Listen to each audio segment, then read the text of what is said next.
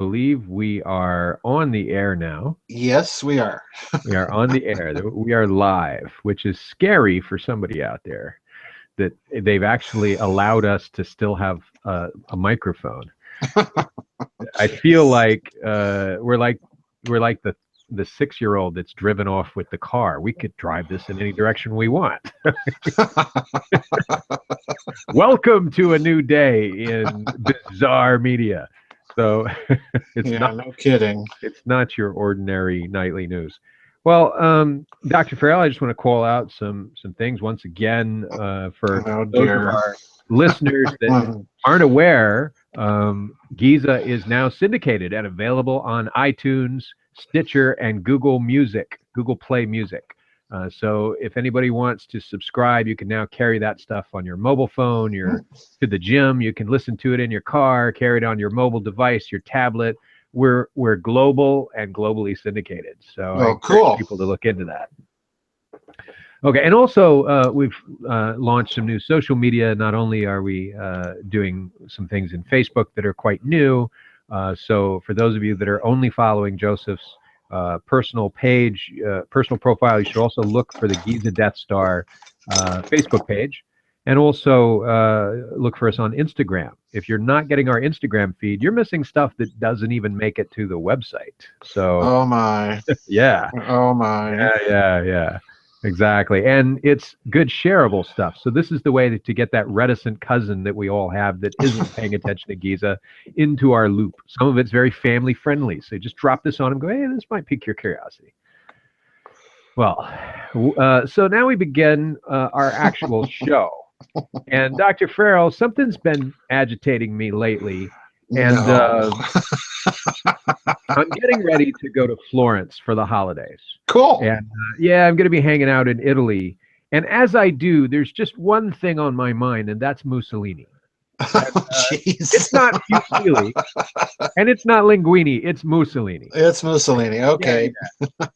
Because, I mean, we spend a lot of time talking about Hitler and Stalin, but then Mussolini Gets forgotten. Yep. gets forgotten. And there's some stuff going on there that doesn't seem to add up, because without that piece, some of the other stuff doesn't make sense.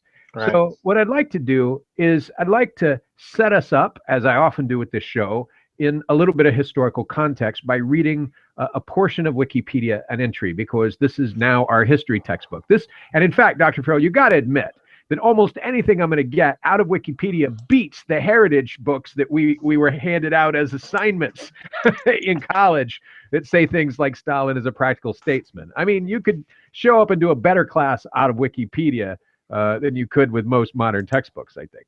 So, it's not the end all be all, but I'm happy it's there, because what it does is it gives us the consensus view, Right. Because the community is sort of criticizing and editing, and they're changing things, going back and forth and updating. So it's more the consensus view than a committee of textbook writers. Right. And yet there's something about this consensus view around not only Mussolini, but this whole time period that really troubles me. Yep. And I'm not even sure that you're not a consensus viewpoint holder. And so I want to dig into that and find out, what does Dr. Farrell think? All right, so here we go. Taking us back in time. The time is 1919, and the period specifically from 1919 to 1922. Now, 1919, for those people that don't remember, is or for those people that went to public school, sorry. Ding, ding, ding. I give you a point for that. For those of you in Rio Lindo, California, Jeez. 19,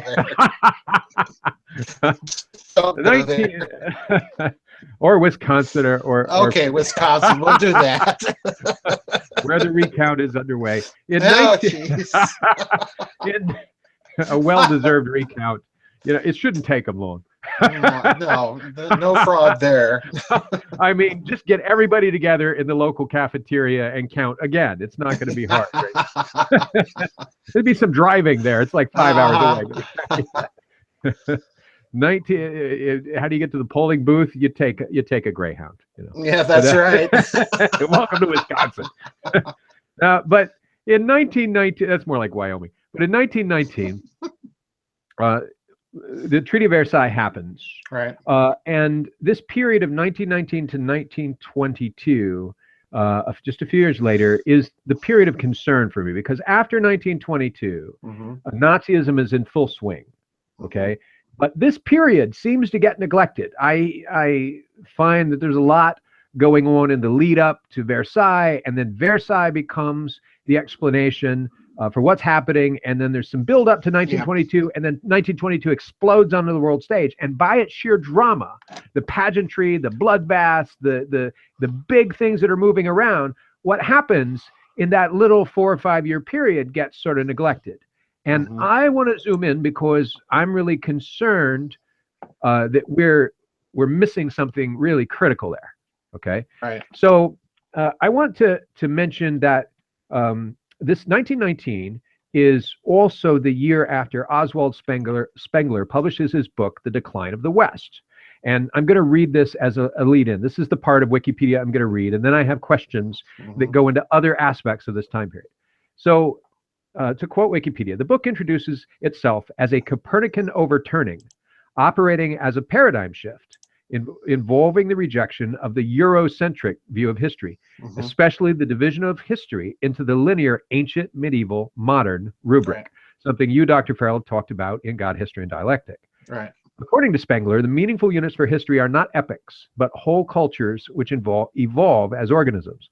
And he recognizes at least 8 high cultures: Babylonian, Egyptian, Chinese, Indian, Mesoamerican, Classical, Arabian, Western, or European American. And cultures have a lifespan of about 1,000 years, a millennium. And the final stage of each culture is, in his word, civilization.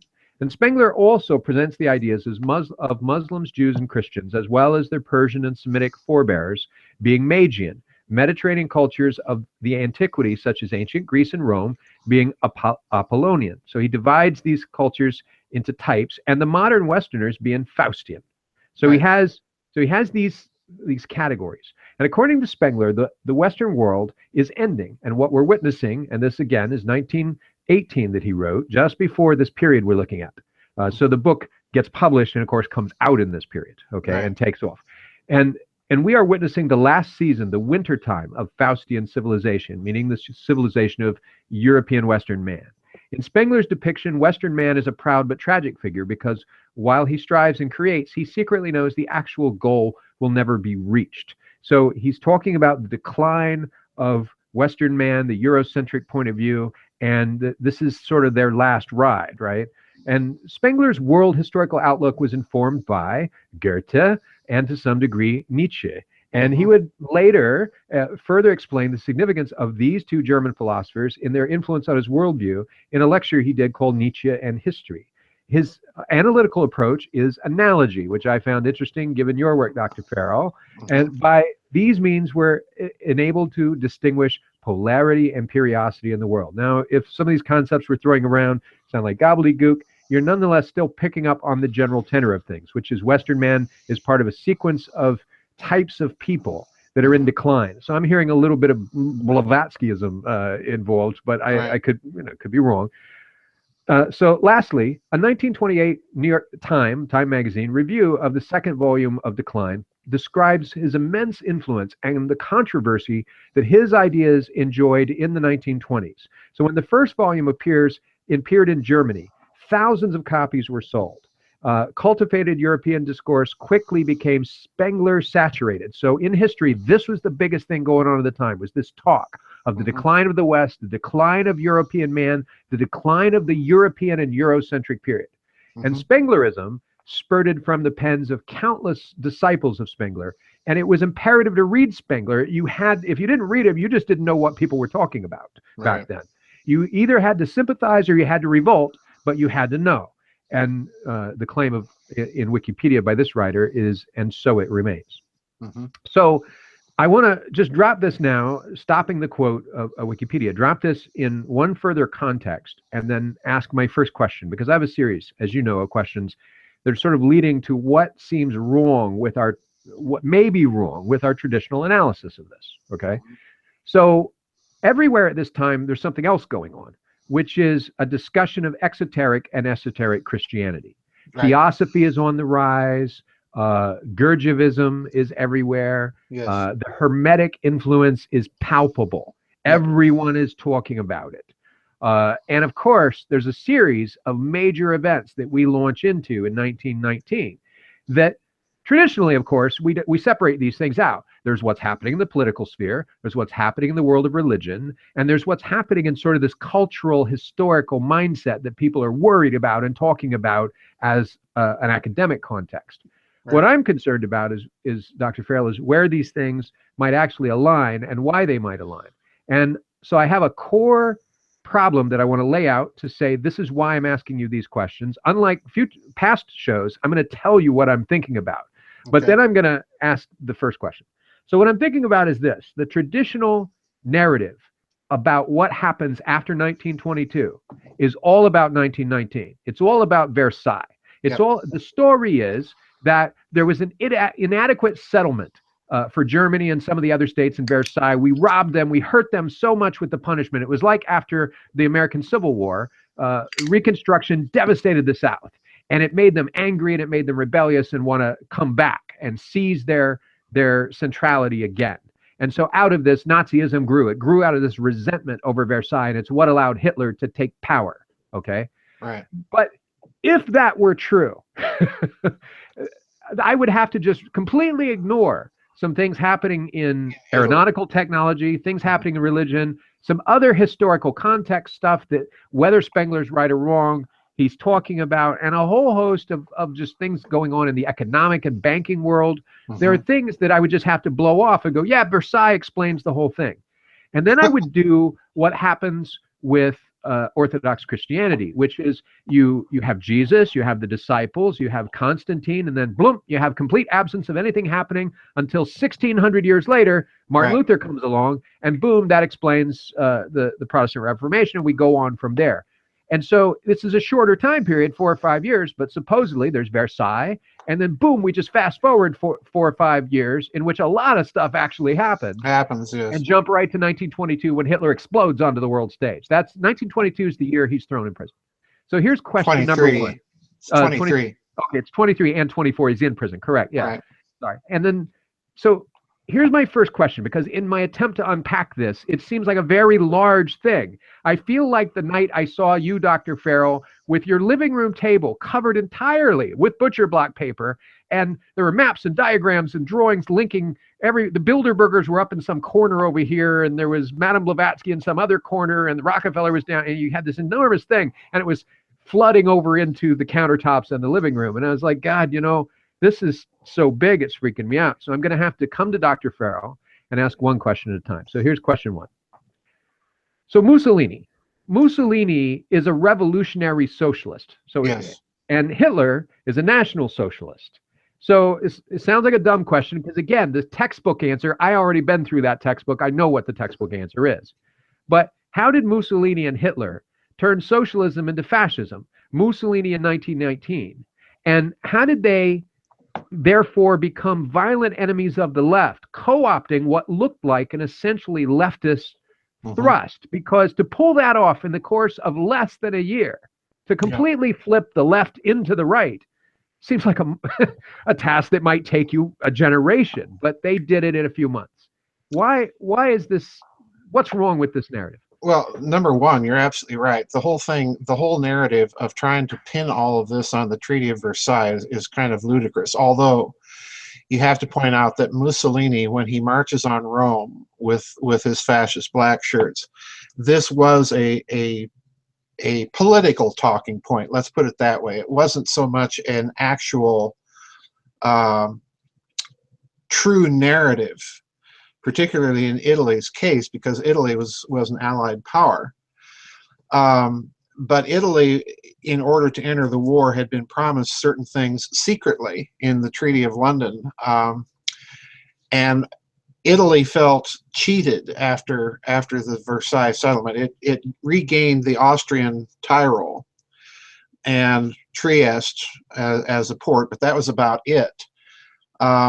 So Italy, as far as Mussolini goes, he takes on the Versailles narrative. The Versailles narrative becomes the political talking point of the day, both for the Nazis and for the Italian fascists. But the real question that you're asking is why are these movements so successful in co-opting the left? And I view them rather differently. There's a good book out.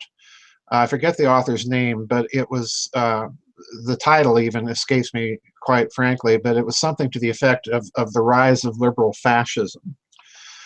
Because we need to remember that Mussolini in particular, after he assumes power in Italy, was greatly admired by progressive elements in this country. Time magazine ran a number of articles on him. I believe at one point he was even Man of the Year. I view these movements as simply an attempt to, I view them as leftist movements. So in other words, I don't view Nazism or fascism as movements of the right, although they move to the right. Let's put it that way. And I think the reason that they're successful is that unlike doctrinaire Marxism or socialism, they attempt to reach out to the corporate world, which certainly in Italy's case, you had the same situation in Italy, Daniel, reigning as you've had in Germany. You had a number of very large, very powerful corporations, Fiat, Ansaldo, and so on and so forth in Italy, which was basically their military machine in World War I. And Mussolini kind of sets the pattern for fascist movements in reaching out to them. But when you mention Spengler, there's something very interesting that I think you're absolutely right to point out, that there's an esoteric tug or pull or influence going on here. Excuse me. And that's all of the stuff that's percolating in the background of these movements in Europe in between the wars. And it's a heavy dose, as you've pointed out, not only of Spenglerism, but Spengler's pointing out, if you will, Jungian archetypes for civilization. And this becomes very much, if you really dig into fascist Italian literature of the period, this becomes very much their way of dealing with things. They are involved in Mussolini's projects with a great deal of social engineering. And what people don't appreciate, in my opinion anyway, is that these social engineering projects, these public works projects and so on, that Mussolini embarks upon, that Hitler will later model and copy to a certain extent in Nazi Germany, Mussolini is viewing these as a way to refashion or remold the actual mind and culture of Italians. So in this respect, I think that Spengler is correct in that he's predicting the failure of these efforts to do this in mass movements of this sort. Mussolini, if you look at Mussolini's government very carefully, the fascist government of Italy is really kind of a guild government, because the fascist council has representatives, and again, you find this copied almost to the letter, not only in Nazi Germany, but you find it copied in Bormann's strategic evacuation plan that he puts out in 1944, where you have Nazi party liaison officers liaising with certain segments of the corporate world. Well, this is really the kind of guild system that Mussolini sets up in the fascist council in Italy. And it's interesting when you look at the effect of that on Italian politics. When Mussolini falls, it's the fascist council that boots him out and brings in the government of Marshal Badoglio, who then surrenders to the Allies in kind of a conditional surrender to the Allies and takes Italy out of the war. So in other words, the fascist influence in Italy at that point with the Badoglio government goes deeply underground. But you have an effect, you have a deep state that's created there out of this guild system. And you see that still operative, as far as I'm concerned. You see it still operative in European central power politics. And by central power, I'm not trying to allude to the central powers of World War I, but rather the centralizing tendency that you see emerging in European governments after World War I. The idea towards bigger and better central government, and out of that comes all of the plans that exist for a European Union. Now, we need to remember something else about Mussolini's government as one of these co-opting movements of socialism trying to reconcile itself with capitalism. And that is that the Italian fascist government under Mussolini is a big participant with the Nazis in helping set up the preliminary bureaucracies that will eventually emerge after World War II as part of the European Union solution. The Treaty of Rome that's signed in Rome, creating the European Economic Union and all of this stuff. Again, Rome is at the center of these things. The Italians signed a number of agreements with the Germans after they entered the Axis to align patent law, to align civil law, and so on and so forth. So they were creating these big international structures even during World War II. And those contacts, we need to remember, survive World War II. They survive in the West German government. They certainly survive in the Italian government. It's France that's the problem under de Gaulle, because he's not going to go that route. But the Italians and the Germans really kind of cement all of these processes during the war. So Mussolini is hugely important. And again, I'm in total agreement. The Versailles narrative, what we need to understand, as far as I'm concerned, Daniel, the Versailles narrative is the political talking point that brings these movements into power in Germany and in Italy. And of course, Mussolini, whether we like it or not, Mussolini's the one that sets that template up. He's the first up to bat in the fascist movements of the day, and he's the one that creates that template for the political discussion in Europe, and that's what the Nazis pick up on. So Mussolini's hugely influential. We tend to think of him as kind of this buffoon in these very extravagant uniforms, you know, walking around on the stage and thrusting his jaw out and so on and so forth. But Mussolini is he's a brilliant politician, he's a brilliant organizer, and he sets the template for the fascist movements ever since. I hope that's answering your question adequately. Well, yes, of course, although there's a lot to this that Yes. I really want to unpack. So one thing that caught me you're saying is that fascism was already an element within socialism itself, and that Yes. flipping socialism flipping socialism in both Italy and in Germany, and we're just picking those. That doesn't even take into account some of the things that are going on in Argentina and Czechoslovakia at the Right. time and so on. Right. But just focusing on the big name ones that everybody gets, you know, again, even if you went to public school, you know, this is going on. But Right. and I went to public school, and it did suck that bad. Well, so did I. So, yes. We're all products of that crappy cafeteria food and the intellectual equivalent. You know, mystery meat was in the textbooks, not just in Yes. the cafeteria. What the hell does this mean? Yes, that's true. Who wrote this garbage? Yeah, who wrote this? Who talks like this? I mean, every day was mystery meat. Even math was mystery meat. But Yeah, true. it's like, what do you mean I gotta show you my work? I did it in my head. We have to know that you can do it. I just did it. I did it in front of you. What are you saying? It was magic. I consulted a higher power. I divided the number. I don't know how I did it. My brain just does stuff like that. Why do I have to make it harder? Make it harder. Yes, make it harder. We have to unpack how the sausage is made. We can't enjoy our meal otherwise. Otherwise. It's ridiculous. Sorry, for those of you who did not go to an American public school or its European or Asian equivalent, you're probably wondering like what happened to What those we're people. talking about. Yeah. We suffered and cried. We did. This was We did. Yeah, this was our trail of tears. No, but so I want to start with 1919. So 1919 remember the Treaty of Versailles is happening, and Woodrow Wilson and the League of Nations is the underpinning of Versailles. Right. And so there's this force of internationalism that is there, right? Right. And to me, this force of internationalism, what it means, correlates to some degree, seems to correlate with this claim that Eurocentric man, at least, is on the decline by Spengler. Right.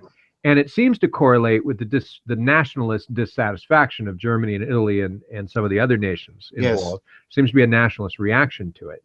But there's a lot of other stuff going on in 1919 as well. So again, we've got this religious backdrop, which we'll get into. But so in 1919, Mussolini forges his paramilitary fascist movement in that year. So the same year as Versailles. Hitler, at that point, joins the DAP, the German Workers' Party, in that same year. And infused with his impetus, they changed the name the next year to the National Socialist German Workers' Party, known as the Nazis, of course. Mm-hmm. And so it's just a banner year for, some hard-hitting stuff in 1919. But going on in the United States also, Teddy Roosevelt dies. We get Prohibition. Welcome to Prohibition. Yep. Eugene Debs goes into prison. And interestingly enough, the Algonquin Roundtable gets started in a hotel in New York. So that's kind of cool, right? Interestingly enough, the anarchist mail bombings start in 1919. So politically, if you want to look at what's going on behind the ideological scene, that's one item. And then the Socialist Party of America splits into three different groups. Like it just it fragments and disintegrates. Mirroring, one could say these are not related, but nonetheless, just prima facie, mirroring what's happening with the shift in socialism in Italy and Germany. Yes. Which we just talked about. And I can't help. And then, of course, the famous 1919 coal strike happens in November. And there are various strikes throughout the United States of railroad workers. And I haven't even brought up, which I will, but I haven't even brought up Rockefeller, who will be a guest on our show today at the time. But this stuff and the first Red Scare is well underway, right? Right. And so which is weird to have that happening right overlapping with Prohibition. It makes me think there's more going on with Prohibition even than. Oh, yes. That doesn't make sense to me because I just thought it's a bunch of ladies in high society on their way to being suffragettes, and ultimately they're teetotalers and they want to have us be moral men and stop going out drinking all night. That traditional story doesn't seem to fit either now, because I'm like, well, wait a minute. Do you have time for this in the middle of anarchist bombings and coal strikes and railroad strikes and the Communist Party taking over everything and a Red Scare and the rise of Nazism? I mean, do you really have time to go, and we're going to take away your beer? That's when you need beer. That's when you need beer. That's right. Hold the heck down and have a scotch, right? But no, we're going to take that away too. So something ain't right in the United States. And so what I want to ask you, Dr. Farrell, is a very simple question. What in the hell is going on in 1919? Well, as far as this country is concerned, I think what you see, my guess, and it's only a guess because I haven't studied this period of time in so many years, but my guess, Daniel, is that you're correct, that none of this is uncoordinated. But by the same token, I'm not trying to suggest that all of this is coordinated by some master faction in their evil plot. No, it's a little bit of both. Yeah, exactly. It's a little bit of both. But I think what you're seeing with this early Red Scare in the United States, the fracturing of the Socialist Party in the United States, the anarchist movement, and so on, all of that has all of the hallmarks to me of false flag operations designed to drive the United States in a certain direction. And the direction that they want to drive it in is the experiment with socialism of some shape or form. In other words, I'm suggesting to you the same thesis that Anthony Sutton made the hallmark of his 3 books on socialism. You have the experiment with New Deal type socialism that ultimately emerges with Franklin Roosevelt. Then you have the experiment with the fascist kind of socialism under Adolf Hitler, and then of course you have the communist experiment with the Bolsheviks in Russia. And it's interesting because Sutton is pointing out that behind all three experiments, you have the same tightly knit network of finance capitalists in Wall Street and London that are contributing to these movements. But what he's lacking here, and I think this is probably one of the reasons you might have selected Mussolini, you don't find that influence at work so much financially in the rise of fascism in Italy. The people backing Mussolini are the big Italian corporations, like I said, Fiat, Olivetti, Ansaldo, and so on and so forth. These are the ones backing Mussolini. The direct ties to London and Wall Street are not there. However, you do have Wall Street, again, through its media outlets at the time, puffing up Mussolini as a great man who's done great things for Italy and so on and so forth. I suspect what you're looking at in this country, in other words, is all of the maneuvering is in place to create their grand experiment in this country with the New Deal socialism of Roosevelt. They're prepping the ground, so to speak. That's my best guess.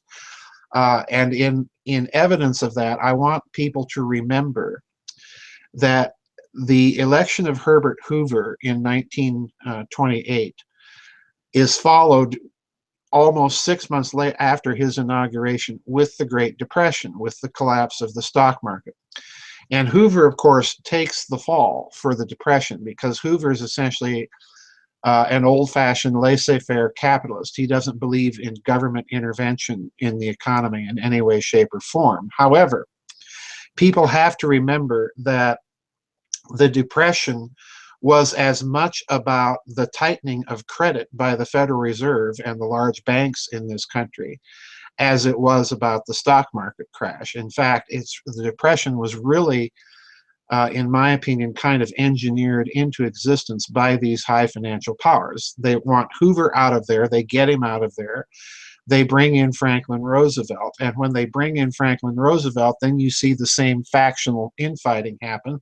Roosevelt puts into place his New Deal version of socialism, and at the same time, a certain segment of the American corporate world, centered around the DuPonts and so on and so forth, try to stage that coup against Roosevelt.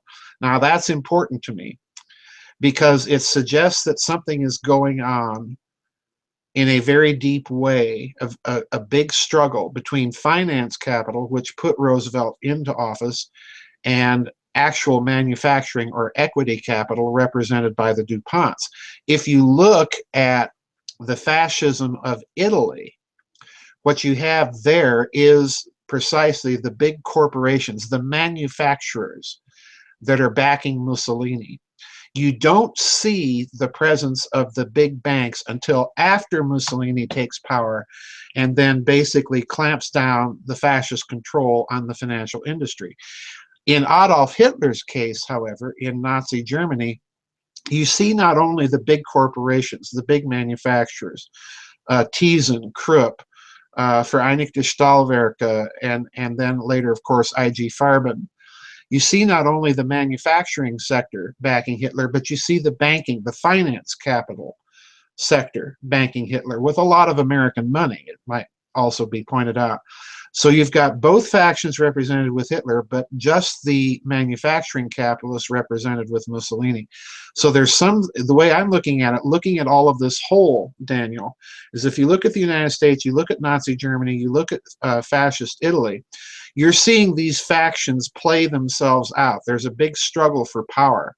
And what eventually wins out in Europe, and I think this is important for people to understand now, especially after this last election in the United States, and with what you're seeing happening in Europe now. You had a revolt of the manufacturing capitalism, or as I like to call it, the equity capitalists, against the finance capitalists. In the United States, under Roosevelt, you had an attempt to deal with both sectors at the same time.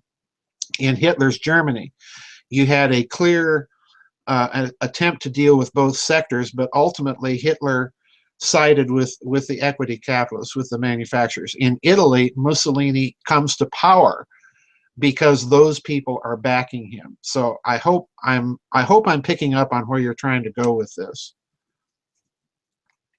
Well, I don't have an agenda per se. I have an agenda of topics that I want to ask. I do have some what I hope are humdingers coming because for me, they're either terribly wrong or they're terribly spot on. So, Okay. but you're answering the question. So, I want to point out that, and this issue of equity capital versus finance capital, I'm going to bring up toward the very end of the show too, because I have some really pointed questions about that. But so I want to point out also that 1919, this year, the year of Versailles, the year that all this stuff is happening. Right. As you said, I found it really interesting. You said that things are going on with different models of socialism. You have internationalism, which gets called socialism, at least, with the League of Nations. And of course, the Senate rejects the draft of the Covenant of the League of Nations in 1919. It doesn't become a thing yet, but it's being brought up, and it's being brought up very much out of New York and out of what might be called the intellectual elite, but also could be called one of the port cities. A lot of people are critical these days of New York as, well, that's where, the left is, and that's where the intellectual, but here in New York, I don't think of it that way. I don't know people that do. I think the way we think of it is, coastal cities and port cities have access to a high amount of immigration, new ideas, and the ports of the rest of the world. Right. Instant access. I mean, basically, you jump on a plane, you're in Greenland in an hour. You're in Iceland in 3. You're in Italy in 5 hours. You're basically there, right? And so, as we think that way, we're very much in the point of contact for America with the rest of the world. So it does develop a certain way of thinking. So you have, not to digress, you have in 1919 internationalism with the League of Nations. You have fascism growing up in parts of Italy around National Socialism. You have the U.S. Red Scare, and you have the coal and railroad strikes, which obviously the claim is these are organized labor, this is socialism, and the fracturing of American socialism as a party. In addition, though, you have 3/4 of the Boston police force going on strike, which prompted Calvin Coolidge, then Massachusetts governor, to say that no one has the right to strike against public safety. That's a big thing in a couple of ways. It's a big thing because, one, it juxtaposes. It's a big thing because you have police going on strike. You don't see that today. You see police getting out water cannons and going after the Dakota Indians. You don't see police going, what, we're going to sit in a circle and hold hands. You don't see that anymore, right? Back then, the police are like, screw you, we're out of here, right? And you can't help but remember that the Boston police force was composed primarily of Irish descent recent immigrants at that time. Right. So, one would have charged, and people did charge at that time, that this was an international conspiracy. This is partly Catholicism, which, the Irish are Catholic. This is a whole lot of other forces here. But you got the police going on strike. And then, of course, you have this juxtaposition in Calvin Coolidge's response, which, again, then just the governor, but that says there's, on one hand, you have workers' rights, but on the other hand, you have safety. So wherever you have protest and you have organized protest, you have safety juxtaposed. And to this day, we're still seeing it. You have the Army Corps of Engineers seeing police are out there. They're basically breaking heads. The Indians are unarmed, and they're sitting there in a circle praying, and they're saying, well, you Indians have caused a lot of violence, and so for public safety, we're going to have to bring out the cannons and knock off a few limbs and drive you out of here. And it's like, okay, well, that's like blaming the victim. So whether you agree with their politics or not, whether you agree with the pipeline or not, it's not relevant. Nonetheless, the cultural force is to juxtapose organized protest against the government, against organized public safety from the government. And that is very much a relevant thing today. And coincidentally, not coincidentally, this is the problem. Is this a coincidence? At that time, race riots in 1919 erupt in 26 cities. Yes. So I look at this. Police going on strike, this argument being made, race riots everywhere, the socialism stuff, the Red Scare, the Senate rejecting the League of Nations, what's happening in Germany. This is one of the most volatile, forgotten 5-year time periods in history. And yet in In grade school, we're done with it in one paragraph. In We're one just paragraph, yep. in college, we're done with it in two. We're just, read the vocabulary at the back of the book and take the bold ones, just really focus on the bolded words and be able to answer those on a multiple choice question in the test. And in this multiple choice, something is falling out. So I have two questions for you. One is go back to prohibition, because I still don't understand why in the middle of this we would ban drinking of all times. That's like banning drinking the day after the election in the United States. That's the biggest liquor sales ever in the last decade. So, but at the same time, it's 1919, and Alfred Rosenberg, who your readers are going to be very familiar with, Alfred Rosenberg joins the Nazi Party, what would become the Nazi Party, in January of 1919. Interestingly enough, Hitler doesn't join until September.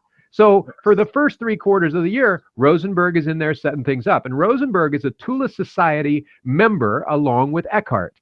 And and Rosenberg is a leading member of, I can't pronounce this in German, but in English it's called the Reconstruction Organization, which is, and I'm going to quote a source here. I don't even know what the source is. I'm just going to quote it. Conspiratorial organization of white Russian emigres, which had a critical influence on early Nazi party. Now that struck me, and I drew 3 underlines under white Russian emigres, and I kind of freaked out a little bit. This is one of the places I'm going, Dr. Farrell. One of the places where there seemed to be much bigger stuff going on here. We've noted that the White Russian SS were the most brutal. It was the White Russian SS piling people in pits to save bullets and shooting down through them, children and all, to kill multiple people with one bullet, that prompted Himmler to say this is cruel and unusual punishment and invent the gas chambers. You know, they're like, these guys are vicious. We've got to stop this barbarity and savagery and organize this like proper Germans. On top of that, I mean, the White Russians get a pass. They were bad. Yes, because when you go in through Pennsylvania and you look at those gravestones and they got SS symbols on them, they're not the standard //SS. They're a different SS that was just for White Russians, and nobody knows that, hey, there's Nazis in this cemetery. They're everywhere, and we don't talk about it. We don't really get what a Bielorussian is, but not only was that, and the White Russians were sort of the most rabid. They were really enthusiastic about being Nazis. They were like, "We're glad you came up with this thing. This is the greatest thing ever." But now this seems to turn it a little way the other way around. Maybe the White Russians invented Nazism. And as we look at this, it struck me something that could be devastating to the standard historiography if it were true. Mm-hmm. Could it be that the main thrust behind Nazism was not actually Versailles or even the occult, but it was a reaction to the December Revolution in Russia? Because what happens is it is specifically Rosenberg, who's 9 months in the party before Hitler, that convinces Hitler that communism is an international threat. And more specifically, though it's not clear if Rosenberg, to me, or Hitler did this little transformation, but more specifically, quote, Jewish Bolshevism was the international threat. This is just 2 years after the December Revolution. And so it strikes me, is Versailles an adequate explanation? Or could, and this is to me the freakiest thing I've ever asked you, it strikes me, is it possible that events in Russia, and Russia in particular, and the international reach and import of Russia is so global at this point that many of the things we're seeing in the United States, as well as in Germany, as well as throughout the world, Argentina, Czechoslovakia, are actually predicated on the Russian Revolution, and we have essentially Russia to thank for this international chaos in 1919. Yeah, ding, ding, ding, Daniel. I think you're on to something here for a variety of reasons.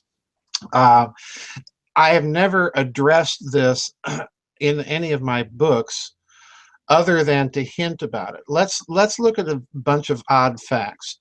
You had the Russian Civil War, and what were the anti-Bolshevik armies called? They were the White armies. So in other words, Bielorussia is partly at the center of the revolt against the Bolshevik system.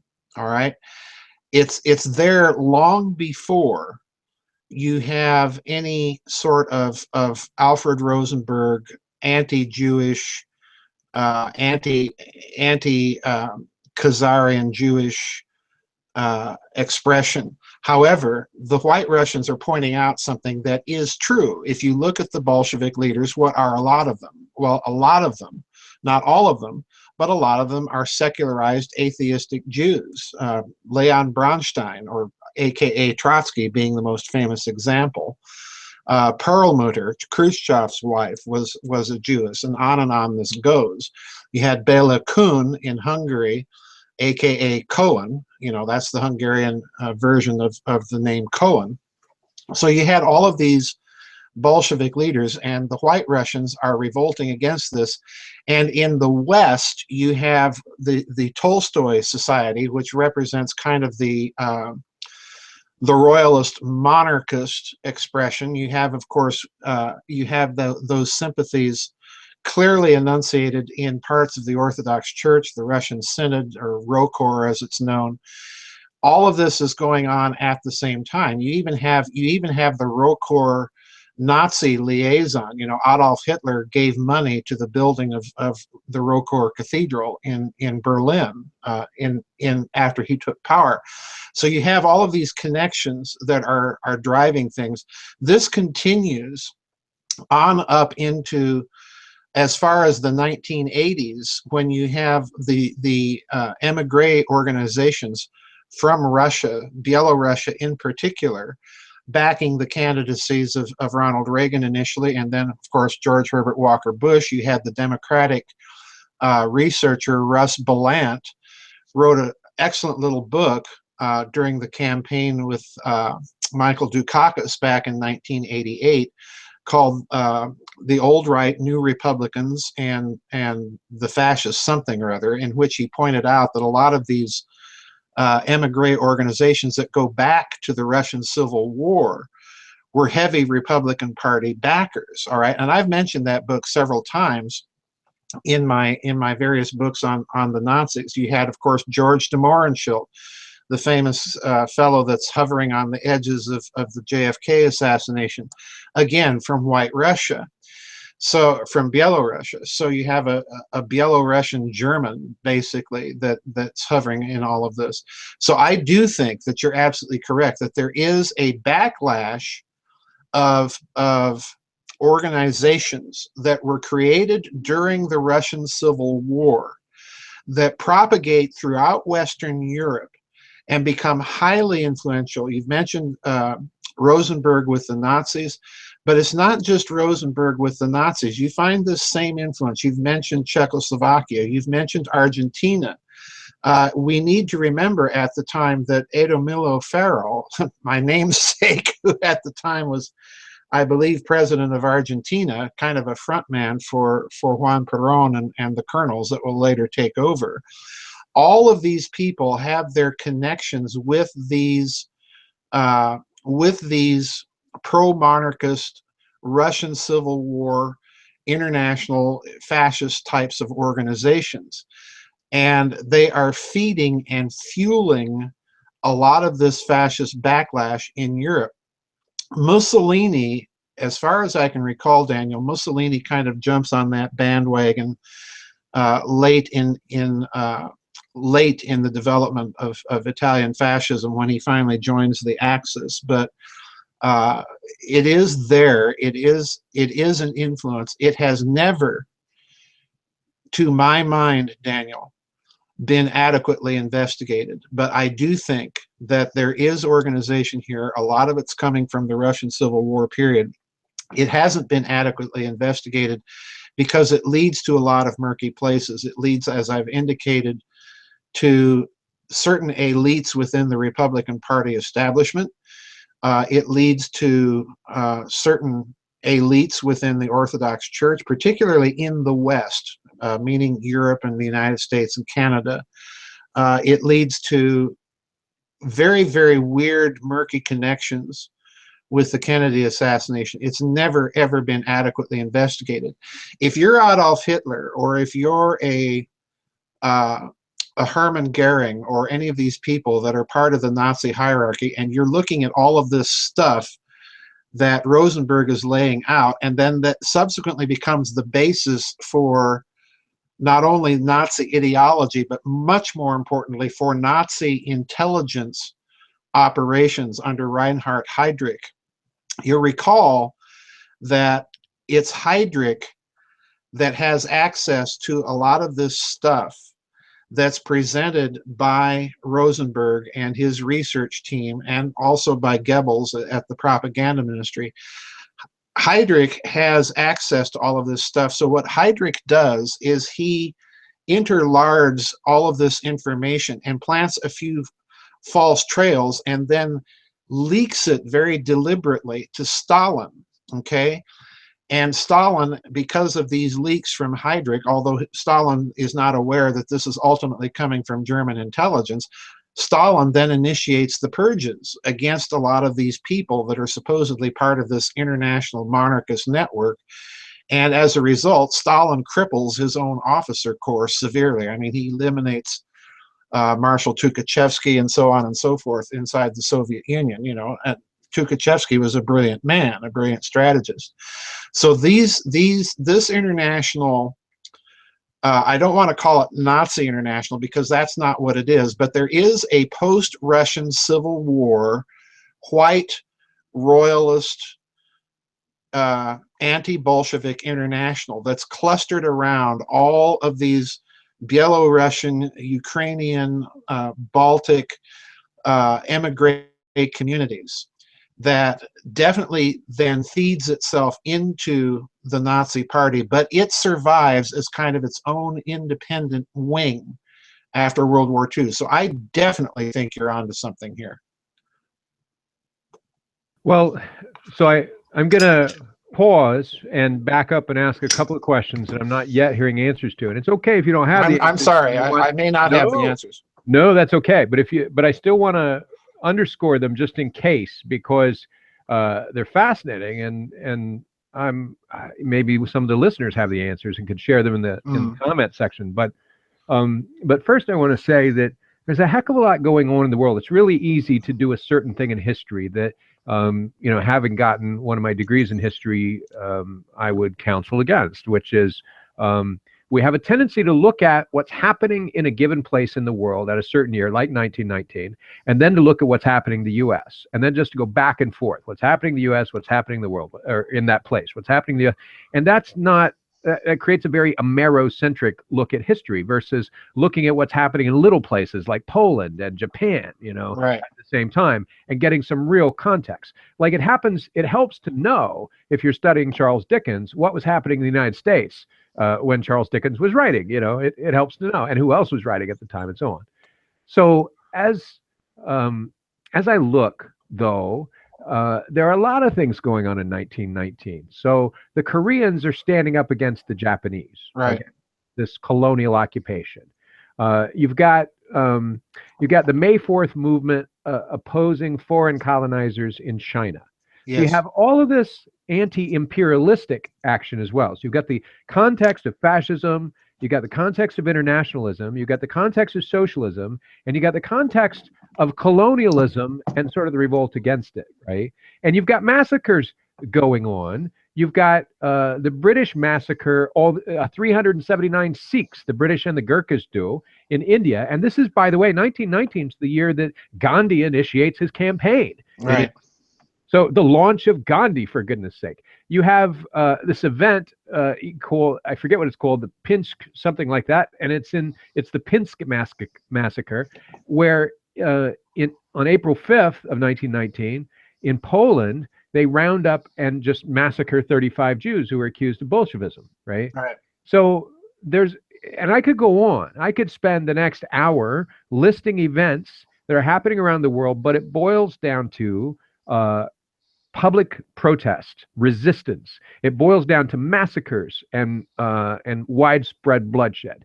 And Right. it boils down to the political overhaul of nearly every country on the planet, other than maybe like Sweden or something. And even then, they probably had an argument, which is big for the Swedes. It's big. You got to send flowers afterwards and chocolates, and you got to make up. No, but anyway, the just teasing you, Swedes.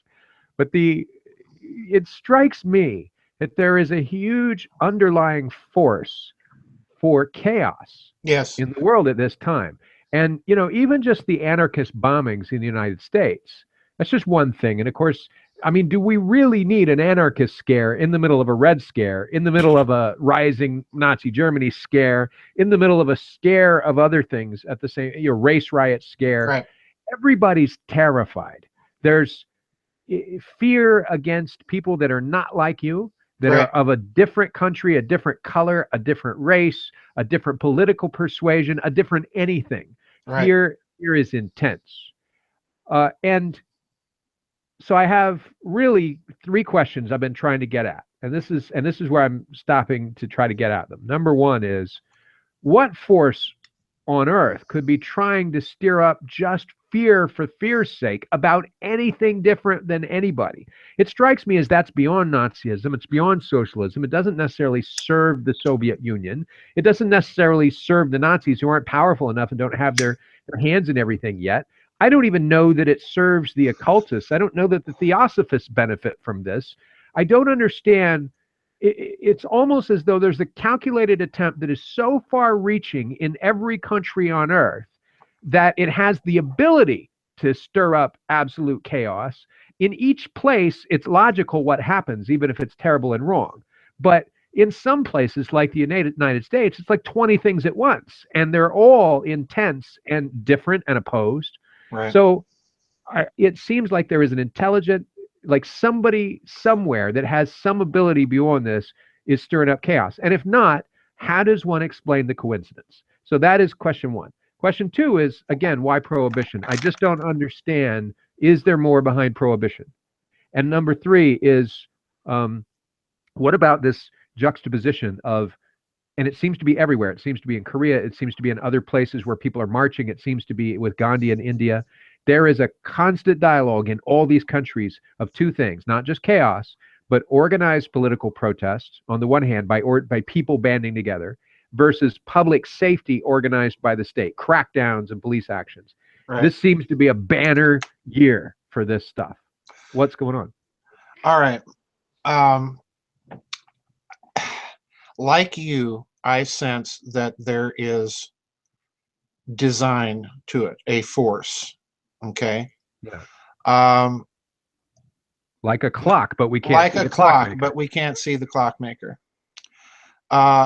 Partly, my reaction is to say that the force is spiritual. It's the evil one. I mean, the pattern is there in every religious tradition, particularly the monotheistic ones. But if we're going to ask, where is its earthly nexus, I would have to say, and I'm crawling way out onto the limb of speculation here. You ask, for example, what's the connection between the anarchists and Bolsheviks? Well, it's Bukharin. It's the anarchist socialist movement of the 19th century.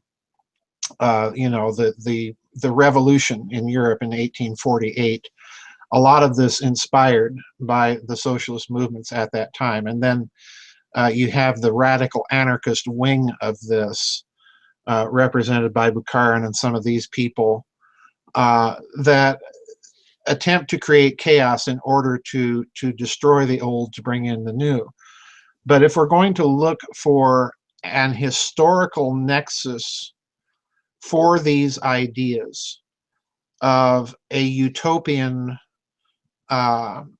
classless, borderless, religionless global culture and state, if you will, or civilization would be a better way to put it, we'd have to go all the way back to Adam Weishaupt, I think, and the Bavarian Illuminati, because it's not Marx that first articulates those doctrines. It's actually the Bavarian Illuminati that first articulate these doctrines, and that recruit via the Masonic lodges in Europe at the time, that infiltrate those lodges and then recruit people to the Illuminati with that set of doctrines.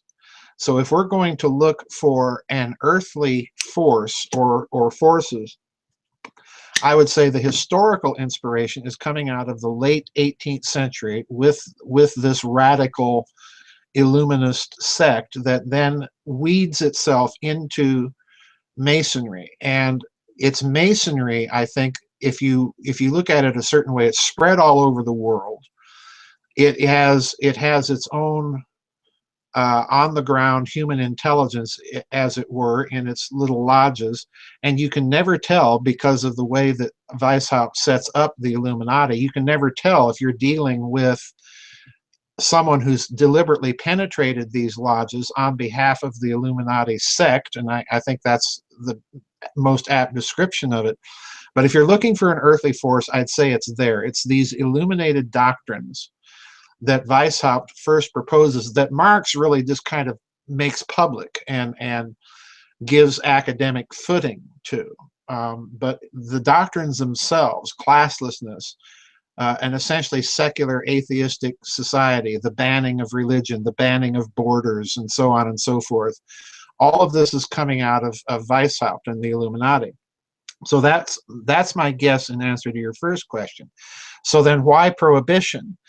Well, very bluntly, if you look at what prohibition does, if you're looking at prohibition as a part of this plan, which is, I'm guessing, what you're implying here, if you're going to look at prohibition as part of this deliberate plan or an operation designed in aid of it, then look what happens with prohibition. You have several fortunes made because of the illegalization of alcohol, the Brockmans in Canada, the Kennedys in the United States, and so on. You have the rise of an actual criminal underground class with international connections as a result of prohibition. Why? Because they're bringing in Canadian liquor across the borders. That's how the Brockmans make their money. That's how the Kennedys make their money. So fortunes are made in aid of this. And I think if you're looking for a covert reason as to why prohibition was set up, that was the reason why. There was money to be made, but it could only be made, pardon me, it could only be made if something was made illegal. You see the same pattern today with the war on drugs. So much drugs, marijuana being illegal and so on.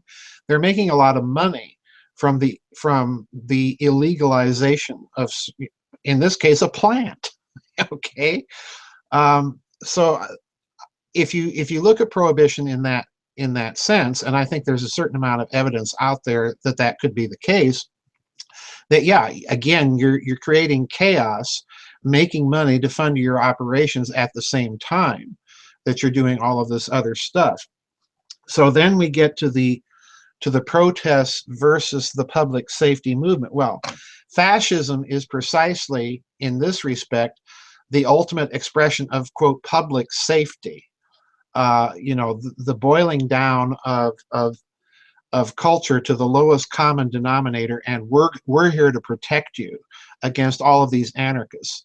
So in a certain sense, you have the same people orchestrating all of this movement towards international socialism, as you have at the same time setting up governments in certain places that are going to appear to fight that and create the chaos that sustains their power and create this is what I think is a crucial point here, Daniel. During this whole period from 1919 up to Mussolini's March on Rome, to Hitler's beer hall putsch in 1923, a year later, what you see in each of these cases is a response to an invisible enemy that can never be targeted or identified with 100% certainty. The enemy is amongst us, and you see this meme played out over and over and over. The war on terrorism, hidden radical Muslim cells, which with all of our surveillance, apparently we can't protect ourselves against. The international Jew, the aliens walking among us. This is a meme that gets repeated over and over and over in a variety of ways to buttress central state power. And the fascists again, they use Versailles as the cover, but once they take power, they start identifying invisible enemies. Mussolini cracking down on the mafia, Hitler cracking down on the Jews, and Hitler's very, to me, still mysterious statement that he makes in 1939, "Wann es ein Internationalfinanzjudentum." Well, what's Internationalfinanzjudentum mean? What's the original German? Where is he placing the emphasis there? Is that 3 words, 2 words? How many words is he using there? It's this constant war against the invisible enemy to justify state power. It's interesting to me that if you are therefore going to order for an international secure order, a global government, what you have to do is you have to create an international enemy in order to do that. And I think in this respect, the so-called war on terror is very cleverly invented to do precisely that. And it's backfiring in a major way right now. But is there a pattern in all this? Is there a force in all of this? I do think there is. My best guess is if you go to history and to the doctrines that are being espoused by certain groups of people, you have to go back to Adam Weishaupt and the Illuminati. He's the one that really sets up for the first time an articulated political philosophy of a global system of classlessness, of religionlessness, of statelessness. He's the first one. Marx only does the advertising for it, so to speak, with the Communist Manifesto. But it's Adam Weishaupt, the Bavarian Illuminati, and their penetration of Masonic lodges. Well, I can't help but, it sounds ridiculous, but in trying to piece this together, I can't help but think of alternate explanations, but none of them seem to work. So you have to, yeah. I mean, others other than the one you've offered. So in 1919, of course, it's the craziest year ever. It is. We get the 19th Amendment. We get yes. suffrage for women, so women yes. can vote, right? This fundamentally changes the political landscape, right? Hugely. And if I was gonna try to sabotage that, cooking up prohibition would be the way I would do it, because it would make it look like this is what happens when women vote. Because traditionally, prohibition was blamed on women, as right. what they're trying to fix our country. There were societies of teetotalers. So I look at that and I'm like, wow, okay, that probably didn't work because precisely of organized crime. But then that puts organized crime on the scene. And another thing puts organized crime on the scene in 1919, which is the Chicago Black Sox scandal. As you know, the Chicago White Sox threw the World Series in that year. And it was called the Black Sox scandal because something like 8 players were paid off by gamblers to throw the game, and they did. And I mean, it was a huge thing back then. I mean, baseball really was our national pastime, and coming off of World War I, the boys coming back. This is our entertainment. There's no TV. It's baseball. Okay, right. So that happens, and that puts on the scene this underbelly of seedy gambling in a massive scale. If you can get somebody to throw the World Series, then there's some weight behind loan sharking and gambling in this country, right? And then, of course, prohibition takes off and really gives weight. So you get the Capone-like gangsters that are running prohibition. Right. So what I would be inclined, if I was thinking about, well, who has let me throw this out. There's something else going on in 1919, and that's another little I never understood. I was so curious about this, and it was never covered really in school. And it's the Russian Civil War is going on in 1919. So we just gloss right over that. What happens is supposedly in 1917, there's this Russian Revolution, and then Lenin and Trotsky, then Stalin, and boom, now there's this dark age of Stalin. And that's not what happened. No. There's a lot of stuff going on. I mean, even just the stuff that's going on in the Orthodox Church, you got to read that stuff, right? Yeah. Even prior to the 1917, even the stuff in the last decade or two of Tsarism is really important and fascinating. Yes. So, but But in 1919, there's this huge battle where 7 to 12 million people died. It's considered one of the biggest disasters of civil war on the planet ever. And um, and it's a sweeping thing where you've got, the white Russians fighting the red Russians, right? And you can Right. see this in various movies, of course. You can watch War and Peace, and you can see other films where this is referenced, but you don't really know what's going on. I remember watching as a kid and seeing these trains where you got the people waving the white flags and people waving the red flags, and the train gets pulled over and they're all shot. And I'm like, why are they mad at each other? They have different colored flags. I thought they were all Bolsheviks, right? And that's not what's No. happening. So this is a massive human movement throughout Russia, which is a massive region. Russia, this is the most accelerated movement Russia's ever had because Russia's populated by it was essentially, as we've talked about, is populated by monasticism in a slow, long-term Long-term process. process, And right? now you've got more people moving faster across Russia than ever have on, even way beyond what was caused by Napoleon's invasion. So um, as I look at this, my first inclinations are, some little part of me might go, I wonder if the mafia is behind this. And some little part of me might go, I wonder if the Soviets are behind this. They're everywhere. And then the problem with that is it's too early. The mafia Right. is just getting started. The Right. Soviets are just getting started and they're locked down in a war. Nobody has the resources to do this if it was intelligently done. The only people I could think of would be the church. And I'm like, all right, so and what interest do they have? The problem is that what's being created is almost a platform for future chaos for all time, Right. and I'm really disturbed by it. And it just doesn't look like Russia or the mafia. So jumping ahead to 1922. So, because I mean, we could spend years just talking about this little period, 20, 21, and 22. But 22, Mussolini becomes prime minister, and Hitler sends his congratulations. Hitler's Right. watching this with interest, and it feels like we've got a kindred spirit here. I really admire you as a leader, that kind of thing. And Hitler in 22 forms the SS and the Hitler Youth. Right. Two teams you really want to put together if you're planning Yeah. to win the World Series of European conquest, right? You got to get the kids involved, and then and then you need Yep. this crack team of specialists, right? And Stalin becomes in this same year General Secretary of the Of the Communist Communist Party of the Party. Right. Soviet Union. So it's another banner freaking year, right? And in this year, there's a little thing that happens which caught my eye, which is the Völkisch Observer is going on in this year. This is the Nazi newspaper. It's going on Right. in this year about Germany is rushing toward Bolshevism, and it's talking about the Jewish Bolshevik, that Right. these are driving it. So it's 1922.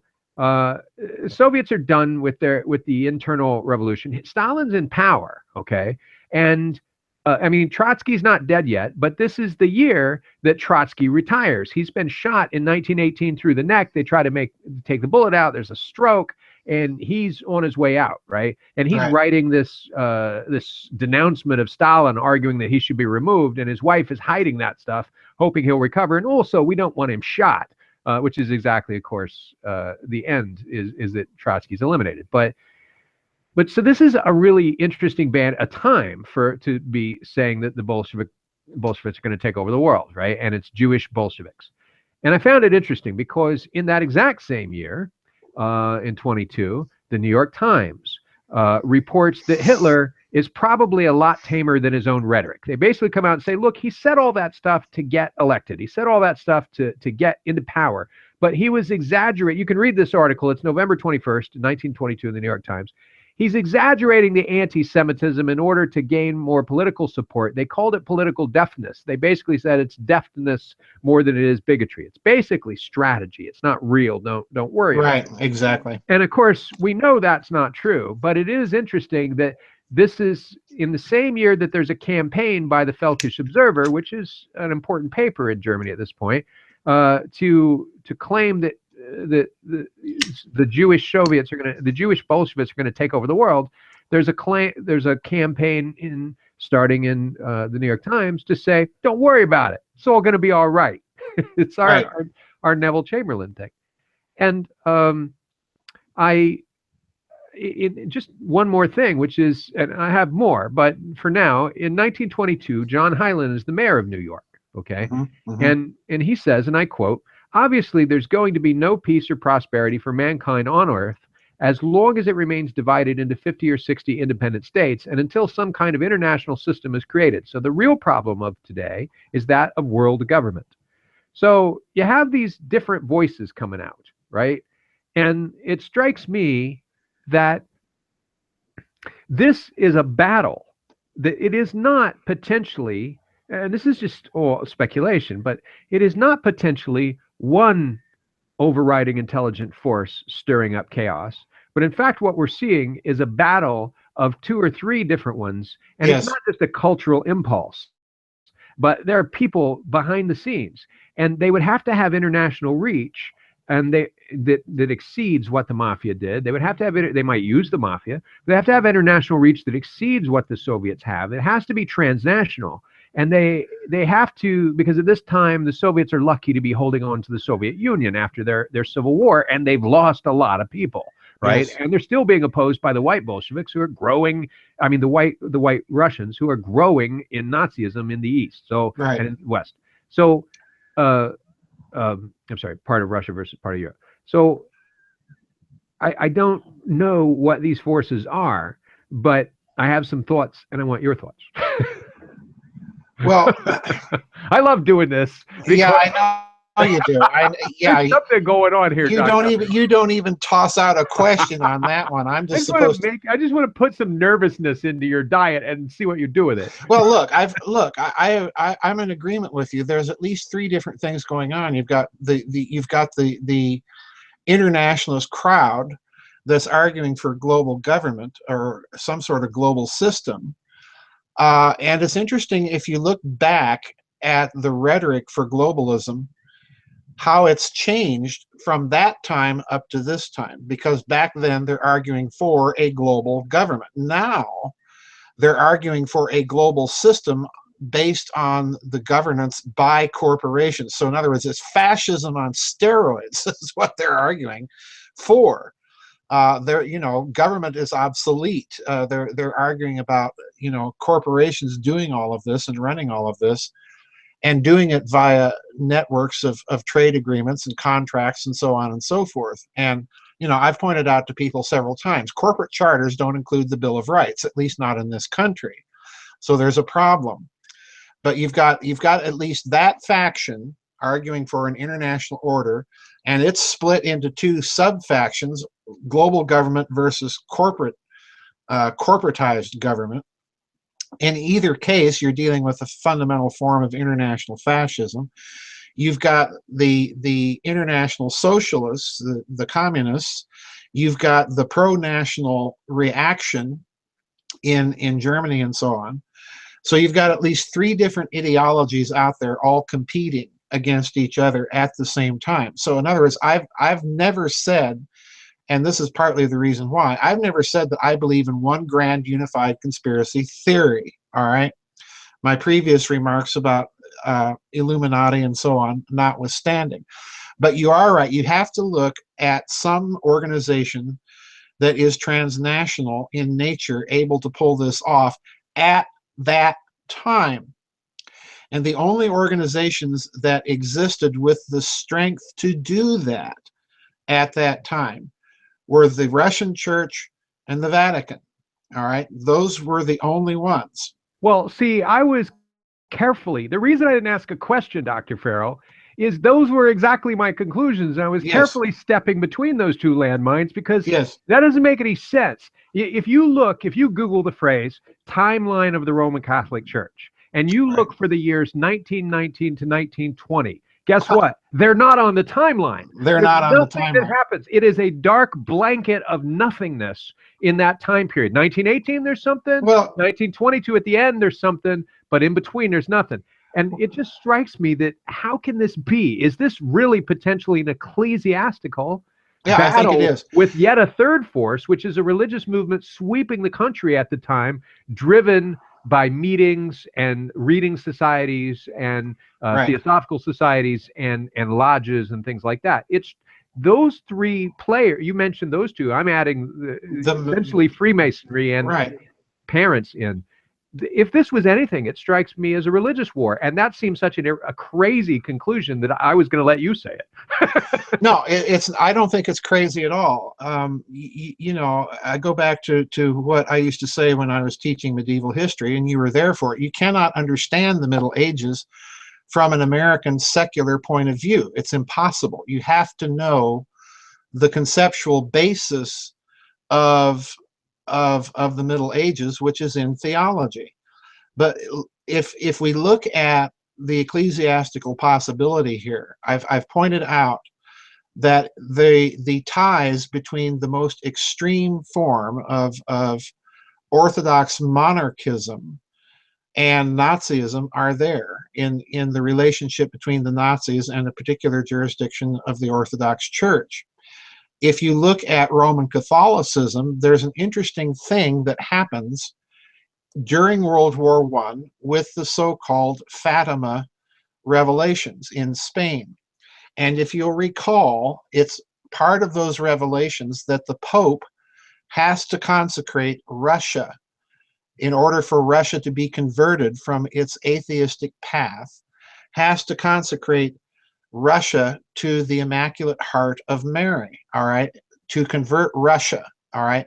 Now, the assumptions underlying those Fatima prophecies are precisely pro-Western. In other words, the idea, first of all, is that Russia was not Christian under Orthodoxy.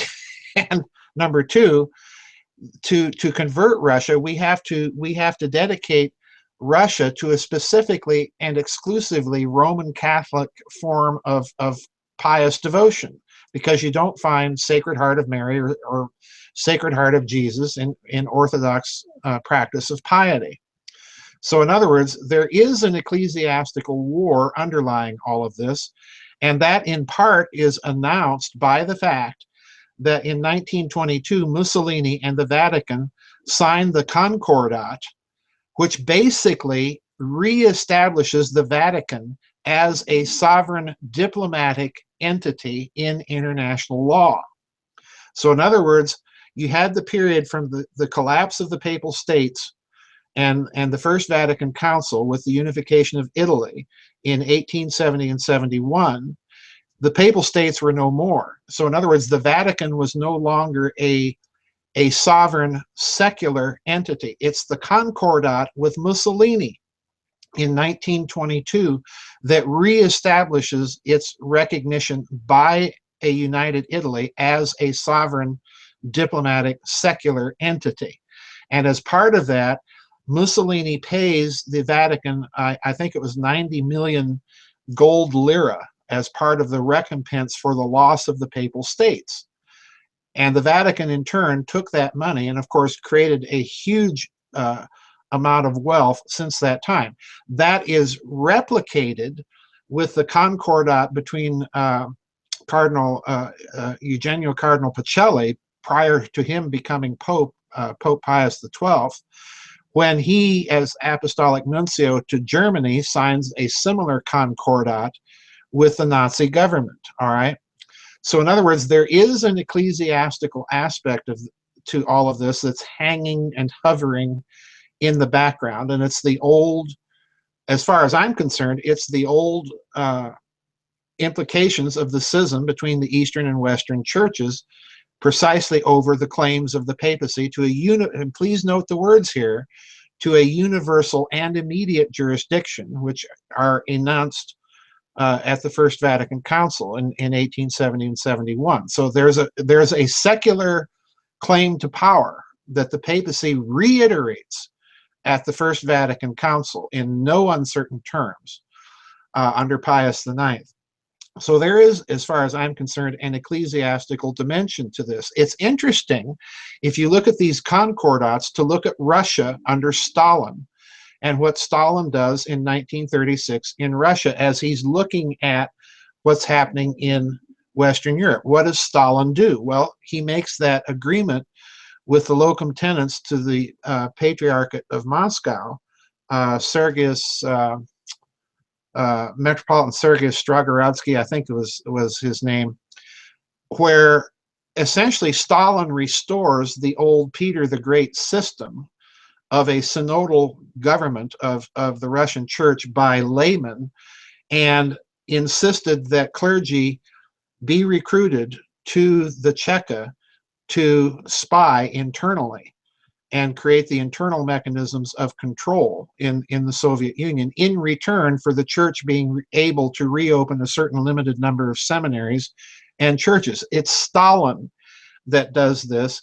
And I think in context, as he's seeing what's happening in Italy and Germany, particularly with Catholicism, with that heavy Roman Catholic Uniate presence in the Ukraine, that he's looking at this whole situation as an ecclesiastical internal security threat. That's why Stalin makes the deal that he does with the Russian church.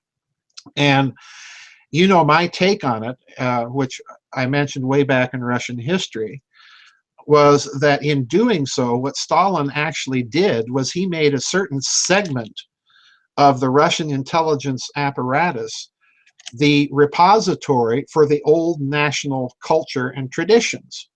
So in other words, he's effectively allowed the church to infiltrate an entire segment of the Russian intelligence apparatus. And I think this is why you see Putin, who comes out of that apparatus, emphasizing all of those traditional connections between his regime and the pre-Tsarist regime.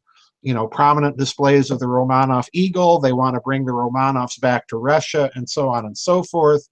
Having services of national repentance inside the Kremlin for murdering the Tsar, and on all this goes. So it's an ecclesiastical cultural warfare that I think is breaking out. The third faction, the Masons, if you're dealing with the illuminated kind of Freemasonry as exemplified in Adam Weishaupt, then what that does is a similar thing inside of Freemasonry. It makes a certain segment of Masonry the repository for international socialist doctrine, is what it does. So you've got a three-way tug of war, and it's out of that illuminated Masonry that you're going to find connections to the idea of a global government or a global corporate order, both operating at the same time, because both can be viewed as fulfilling Weishaupt's goal or dream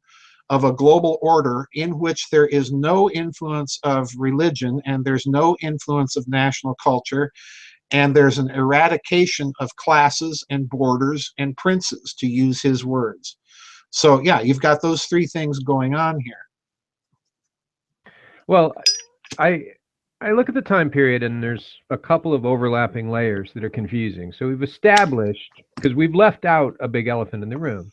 Yes. But we've established that the mafia, and first, this is all predicated on the notion that this stuff that's going on is astoundingly too big to just be driven by the impersonal forces and reaction to Versailles.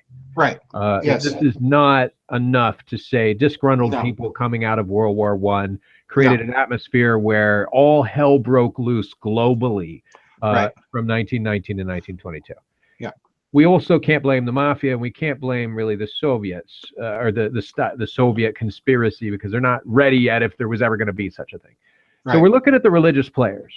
And I can't help but notice that several things are going on in this same time period. I keep saying this over and over. I feel like a broken record. Several additional things are going on in this time period. One is the Allied occupation of Constantinople. Yes.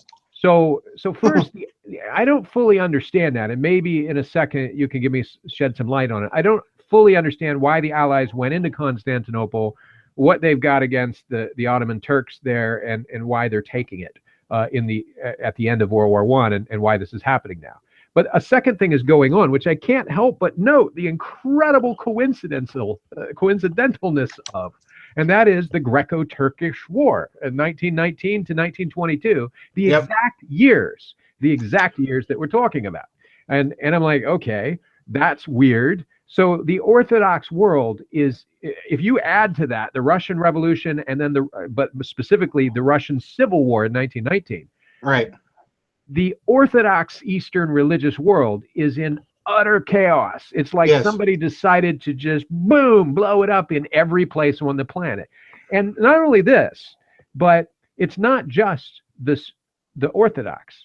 The Soviets in this year, Right. 1919, begin their persecution of three forces: the Orthodox Church, the Roman Yep. Catholic Church, and the Yep. Freemasonic lodges. Yep. Take Bingo. them out. And so this mythology that the Nazis came up with, which we got to remember later, that Stalin and Hitler struck a pact. These are like leaders for whom the ideology is a vehicle, but that's not the real deal. So it's not the whole deal. So in some sense, maybe the New York Times had it right. What they had wrong was that, oh, we don't have to take this seriously. He's just exaggerating to get elected. But they might have right is, nonetheless, we cannot conceive of an ego so large that the ideology he's spouting is just a vehicle for taking over the world and being, Right. A god. But that seems, if you've got a race of supermen, you have to have a god at the head of it. So, and essentially, if you look at the behavior around Hitler, it was the closest thing to worship we've seen outside of going to South America and seeing what's going on with the Virgin Mary. So, if you look at this, though, the Nazis do the same thing. The Nazis are saying that membership in a lodge is a death sentence because the lodges are part of the international Bolshevik conspiracy. But here the Bolsheviks are making it a death sentence too.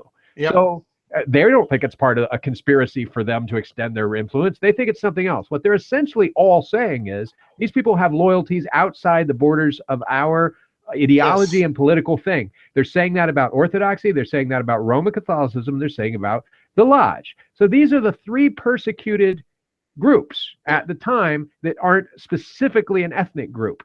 But then, and just to add two more things into the mix and one more thing and then bring on the elephant in the room. The other thing is, at this time, you can see this unraveling. It's almost, if it wasn't sad, it would be hilarious. You see the offloading of Orthodox Church authority. So rapidly, they began pronouncing various jurisdictions like Albania, Poland, Czechoslovakia, autocephalous. You're free. You're not part of our deal, right? Next thing you do is you see them. You're now all you bishops are metropolitans now. All you metropolitans are now patriarchs. We let go of Africa. The Patriarchate of Constantinople, in the wake of this occupation of Constantinople by the Allies, the nice people, the good guys, nonetheless says, look, we're just going to let go of Africa, and all you people, you're going to have your own patriarch and stuff like that. Get going. So you see the rapid offloading of jurisdictional authority, which is a specific thing within the Orthodox Church from 1919 to 1922, right? And that's why I don't fully understand why the occupation of Constantinople is happening. I have questions, but I'm going to ask. I'm going to give you actual questions on this one because I need a history lesson, Dr. Farrell. I missed this stuff. I was either asleep in college or they didn't tell me. But I have one more thing I'm going to add. I'm going to bring the elephant in the room onto the stage. So here he comes, and I promised today that Rockefeller would be a guest. So here it is. This is a quote from the guy I mentioned earlier, John Hyland, mayor of New York. Only this time, it's 1922. And you remember what he said in 1919. Right. The problem is world government. We have to have international cooperation and the breakdown. Here's what he says in 1922, quote, the warning of Theodore Roosevelt has much timeliness today. For the real menace of our republic is this invisible government. This is in the New York Times, by the way. This was published in the New York Times.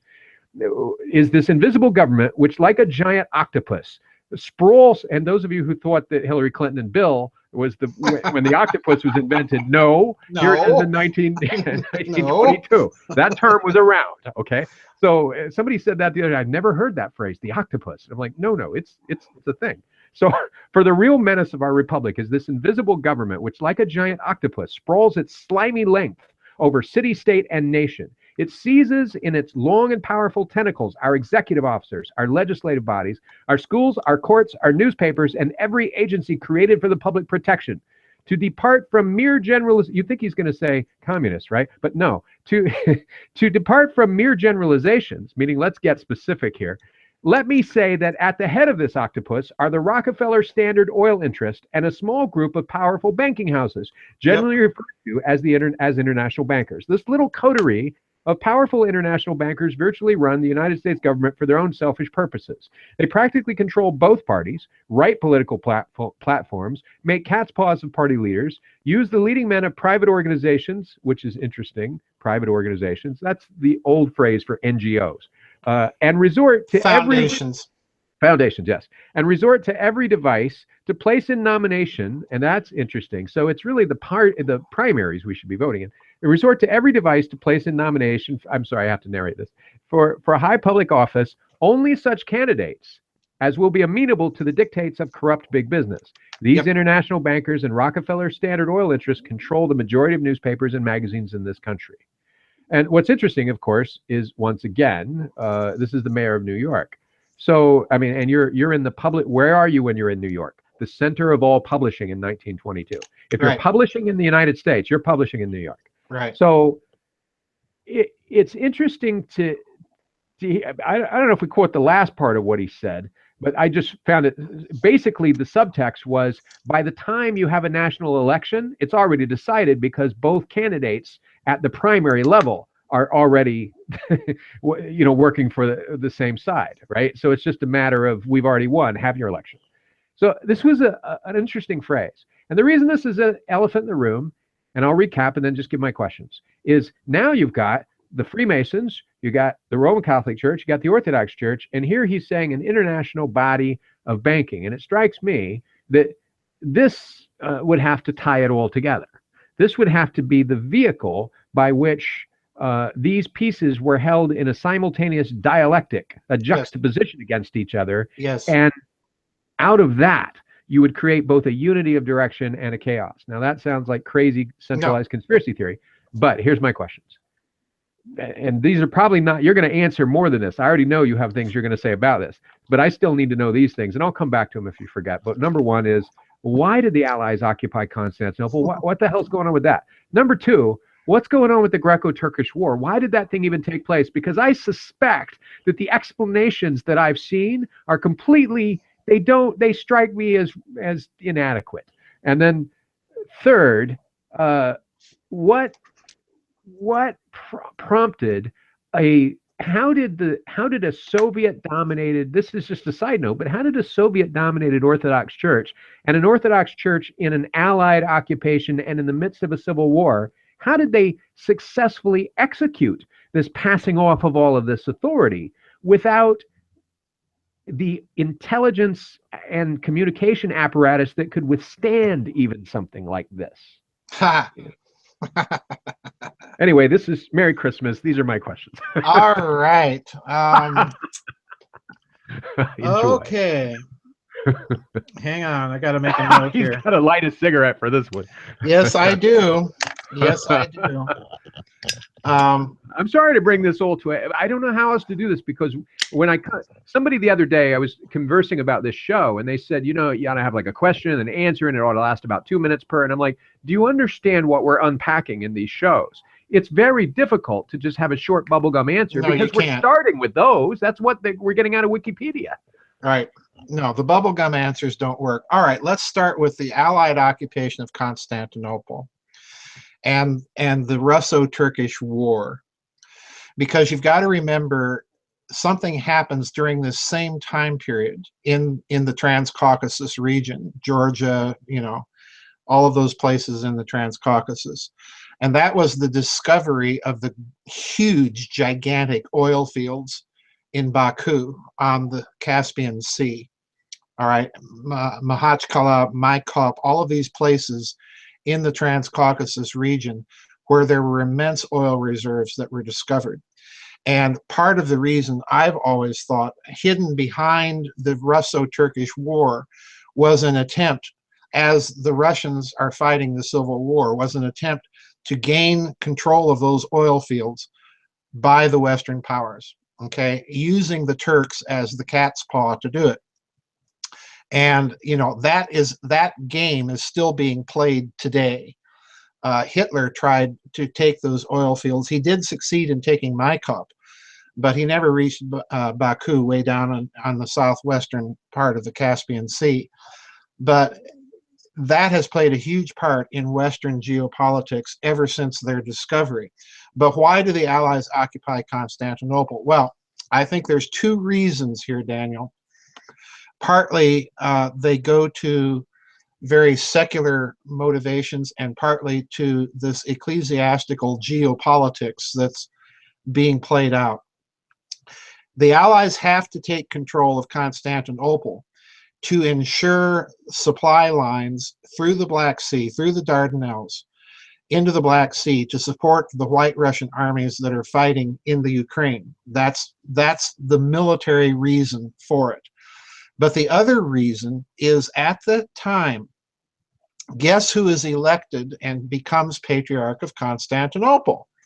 Well, it's Meletios Metaxas. And if you know your history of Meletios Metaxas, he was a Freemason. So in other words, he is, in my opinion, installed in Constantinople under Allied pressure. They install a Freemason, Masonic Patriarch of Constantinople.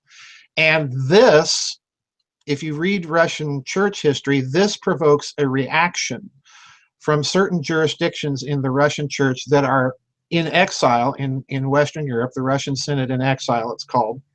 They react to Meletios's installation. They essentially break communion. This is at the same time, as you say, that the Russian church and Constantinople are offloading jurisdictions like crazy, because that only makes sense. Please hear me now. That only makes sense for them to do if they perceive that there is an effort underway to infiltrate the church hierarchy and twist the church to the agenda of some external influence. So they're offloading jurisdictions to make it much more difficult, because it's much easier to infiltrate and suborn a centralized ecclesiastical structure like the papacy, which is what I believe actually happened in between the pontificate of Pius IX all the way up to, and probably including Angelo Roncalli, John the 23rd. There's this effort to infiltrate these ecclesiastical jurisdictions, not only by the lodge, but by intelligence agencies. There are statements out there, if you really dig into Orthodox history, that some people suspect that Meletios Metaxas was not only a Mason, which is fairly clear, but that he was also an agent of British MI6, British Foreign Intelligence. And that's coming out, those claims are coming out of certain Orthodox church jurisdictions in this country that were associated with Efthymios Ophache, Archbishop Ophache. So you have all of this going on. The Patriarchate of Moscow is doing the same thing. It's unloading jurisdictions, particularly in North America, which has created chaos ever since then. But you raise the question then, how are these church bodies able to do this? How do they communicate to their foreign jurisdictions that this is what they're doing? Well, they do it directly, first of all. I suspect strongly that they're also doing it via, and this is going to sound very strange, that they're doing it via the various Uniate churches. And for our listeners who don't know what Uniate churches are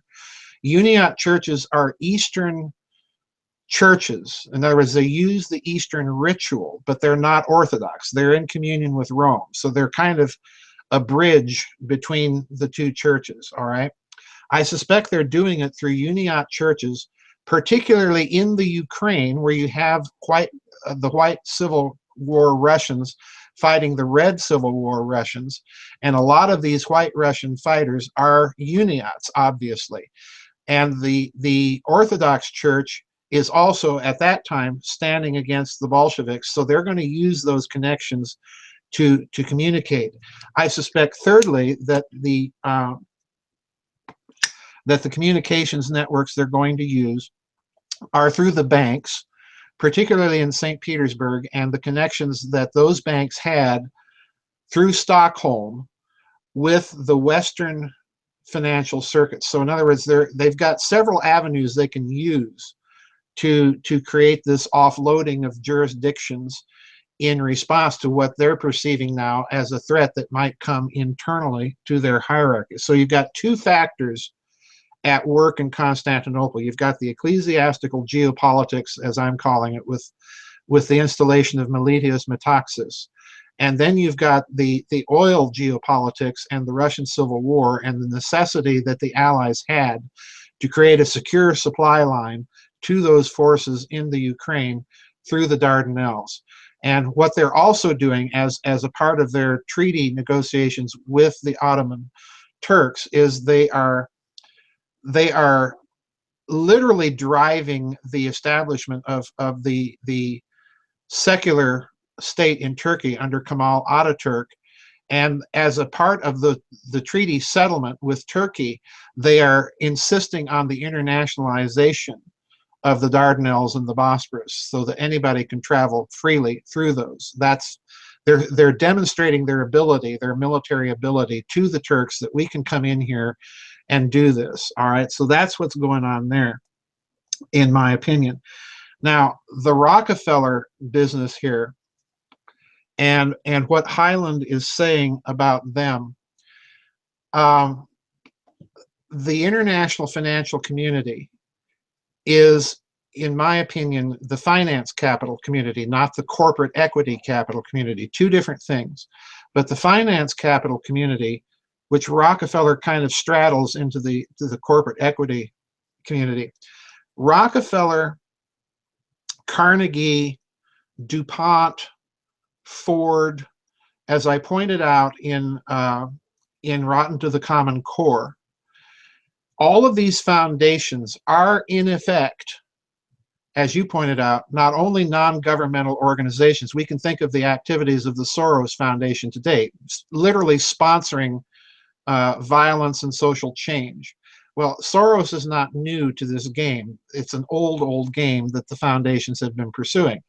I pointed out in Rotten to the Common Core that the 1950s, when he had all of those congressional investigations going on, McCarthy, the House Un-American Activities Committee, the Kefauver Mafia Committee, you also had a House committee called the Reese Committee that was investigating foundations and their infiltration and influence on the federal government. And of all the committees of that era, none excepted, not even McCarthy, the Reese Committee was probably the most significant, because what the Republican counsel for the committee, a guy by the name of Rene Wormser, what he did is he looked at these foundations and basically drew the analog that what these things are secular versions. Please note this in terms of our ecclesiastical geopolitics context now. What these foundations are secular versions of the military religious orders like the Templars, the Hospitallers, the Teutonic Knights. Why? For two very important reasons. Number one, they exist outside of any chain of public taxation. So in other words, if you want to secure your wealth, you put it into the foundation or into the religious order. What this does in the Middle Ages is it creates the conditions for the intergenerational accumulation of capital. So the Templars, the Hospitallers are the foundation, quite literally, of what's going to become the explosion of capitalism during the Renaissance. That wealth was there, ready to be tapped. They are also creating something else very unique and very socialist in a fascist sense, in that wealth is no longer individually held by the members of the foundation or the religious order. It's held by the foundation itself. So it's private property, but it's corporate private property, which is very much along the lines of the fascist mentality. This is where it's coming from. And Wormser is pointing all of this out as a result of this foundation committee that was investigating these foundations. So you have with the foundations, in effect, the mimicking of religious military orders that are capable of waging war, certainly, that have the wealth and connections to do so. But what you've taken out of the equation is that religious dimension to those orders. These are now entirely, if you want to think of them in this way, entirely secular religious orders. And if you look long and hard enough, they also kind of fit the bill of what Adam Weishaupt was talking about when he started publishing his secret Illuminati doctrines, because he would have had no objection to a foundation or a group of people accumulating private property. What he was against was individual private property. So this is a way for the wealthy to retain control of their wealth, but yet not claim any personal involvement. It's a wonderful artifice that's created.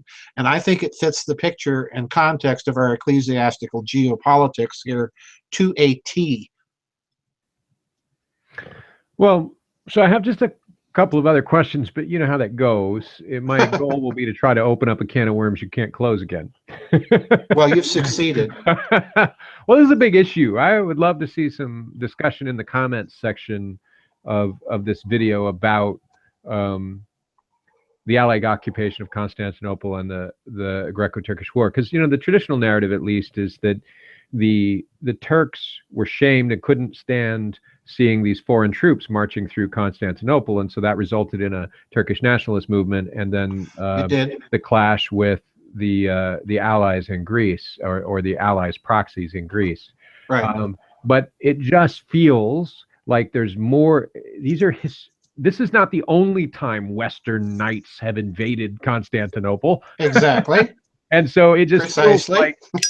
feels like a little bit more of a violation, and it's an interesting thing, because if you're Orthodox, you don't really want the Turks there, but you also don't really want the Western Knights there, because you remember the Fourth freaking Crusade. Right.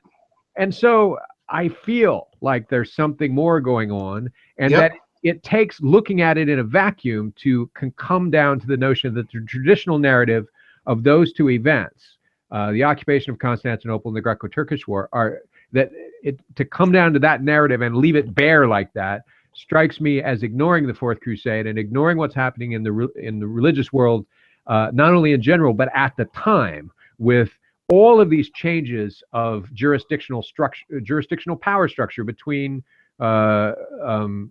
Russian and Constantinopolitan. You know, those are the major patriarchates that are in play, right? And it's not Jerusalem yet, but that'll get interesting later.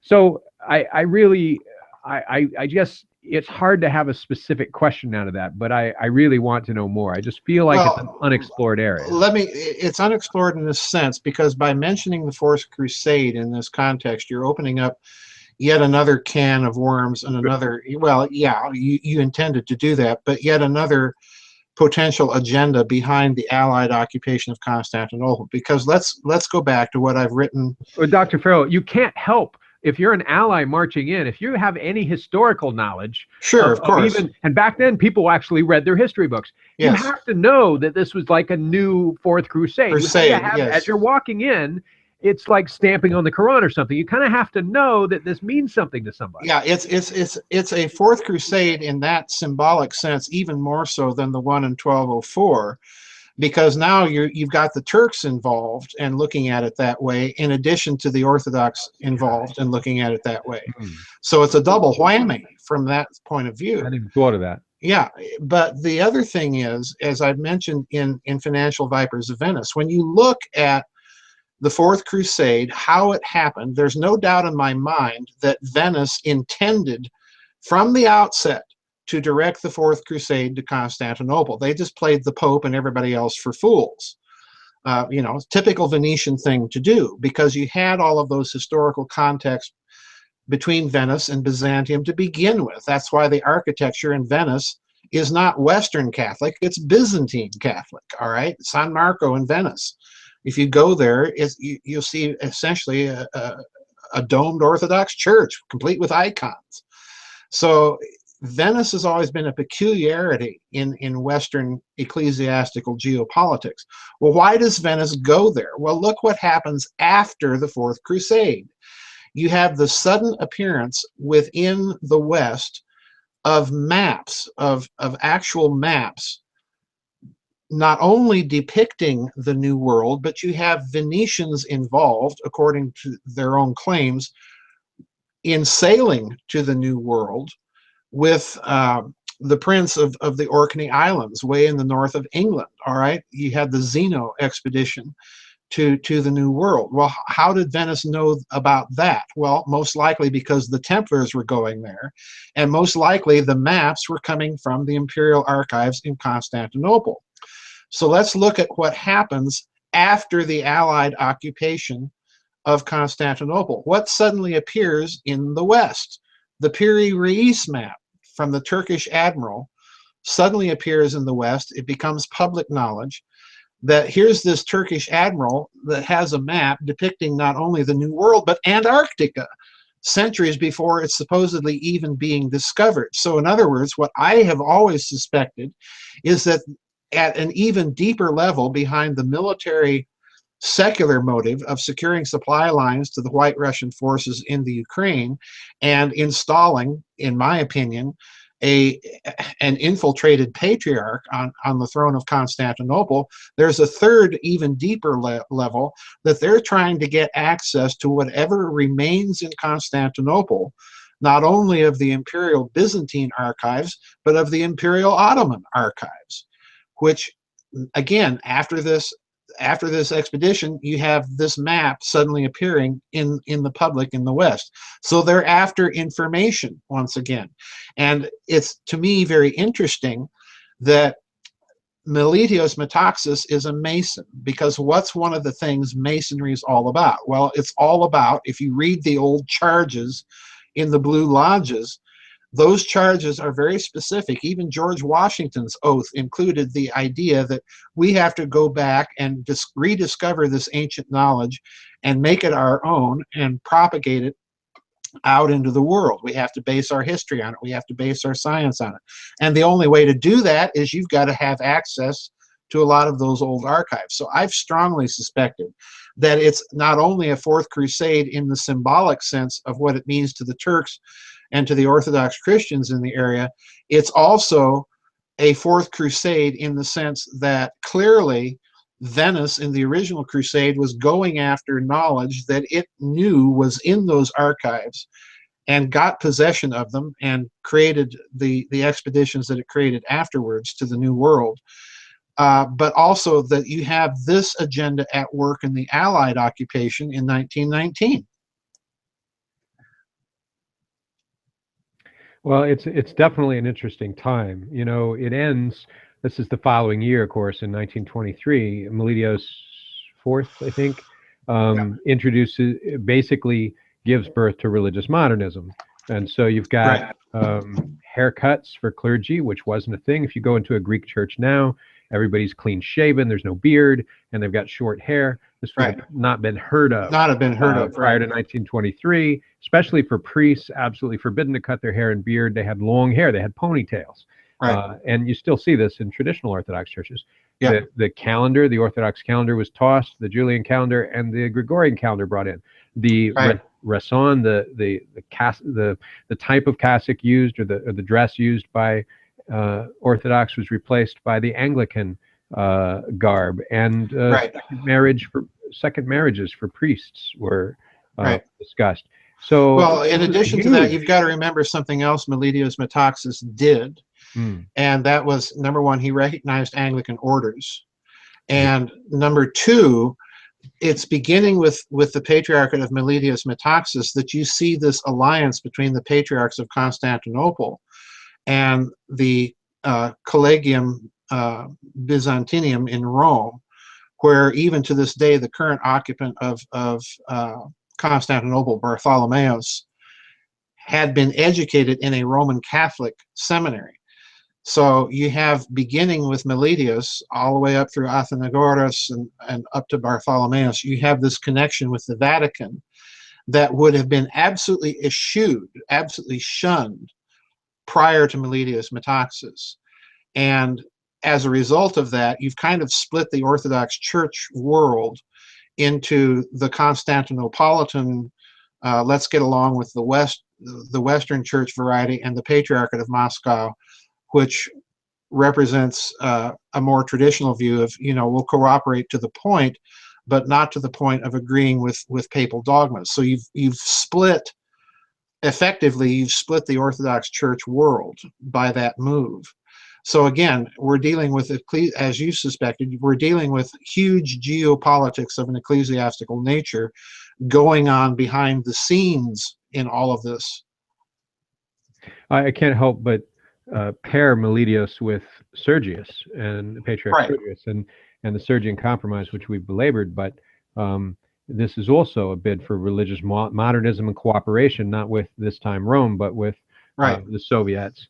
And so you have this force, which people have argued is hermetic in nature within the church. You have this force for modernism, which you saw with Catherine and Peter, with the Right. modernist czars. You saw with Vatican II. Yes, you have Vatican II. You have this force for almost a religious internationalism, but you Yes. also have it opposed by the other forces we've talked about. So, it's still like this is like a puzzle box trying to take this apart. And I Yes. can't help, and I'll throw in, this is my last sort of list of historical events happening at the time, and then I have just a few key questions as we wind down the show. But in 1922, this year that we're finishing with, Gurdjieff comes to France. Yes. And this is the period that makes Gurdjieff famous, because prior to that, he was teaching in a very closed format. You had to sort of get some kind of permission or know somebody or get entry into his sort of private teaching. But that's not what happens in France. So in France, he opens the Institute for the Harmonious Development of Man, Yes. 40 miles outside of Paris, which is like the perfect location, of course. And so this period, this is a 10-year high-profile period, and it allows him to attract an immense number of pupils. And his ideas at this time are being spread also by various writers like T.S. Eliot, Ezra Pound, Henry Miller, Aldous Huxley, of all people. Right. And so the rise at the end of this period of Hermetic influence is profound. Yes. It is happening at the same time as modernism within the Orthodox Church, and with the force of modernism in Roman Catholicism. And I look back and I think of 1919 and 1920 as the 1918 and 1920 as the crucible of occult development, because it leads to the dualist society, and you've got Blavatsky and all this. But it comes Rudolf Steiner. Yeah, but it comes to its fruition really in 1922, this period.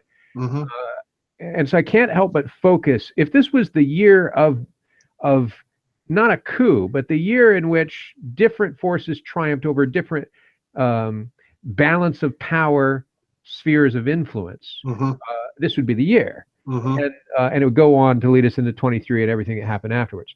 And so what else is going on this year is, of course, Hitler gets sent to prison. So there's resistance. So Hitler goes to prison in 23 for 2 years, 23 and 24, and Rosenberg, meanwhile, becomes the effective leader of the Nazi Party. And it's under Rosenberg that the really extreme, you think Hitler's extreme, but the really extreme stuff gets developed in time for Hitler to kind of come out of prison and take the mantle.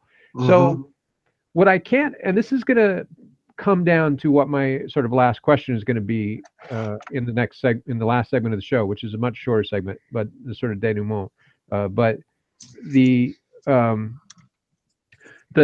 you have this juxtaposition of the force that's actually behind the scenes, which is very extreme, and then the show person that steps on top of the stage and takes the mantle of it, but wasn't himself responsible for creating all of it. We blame all of this on Hitler, but and I'm not trying to take blame away from Hitler. I'm just there's plenty to go around, but I'm just saying that. But Rosenberg and there's a whole Eckhart, and there's a whole group of other extremists that are driving this even beyond what Hitler would have been able to cook up himself. Right. Meanwhile, there's a little interesting thing that your readers will appreciate that's happening, and that is that the Thule Society and the Vril. Now, this is, this is an area I know little about, so I'm reading something else, right? That this is what this says. I don't know how true this is, and you've written about this, and so you'll correct this if it's wrong. But the Thule Society and the Vril are secretly creating an aircraft called the Jenseits-Flugmaschine, which is the other flight machine. Jenseits-Flugmaschine.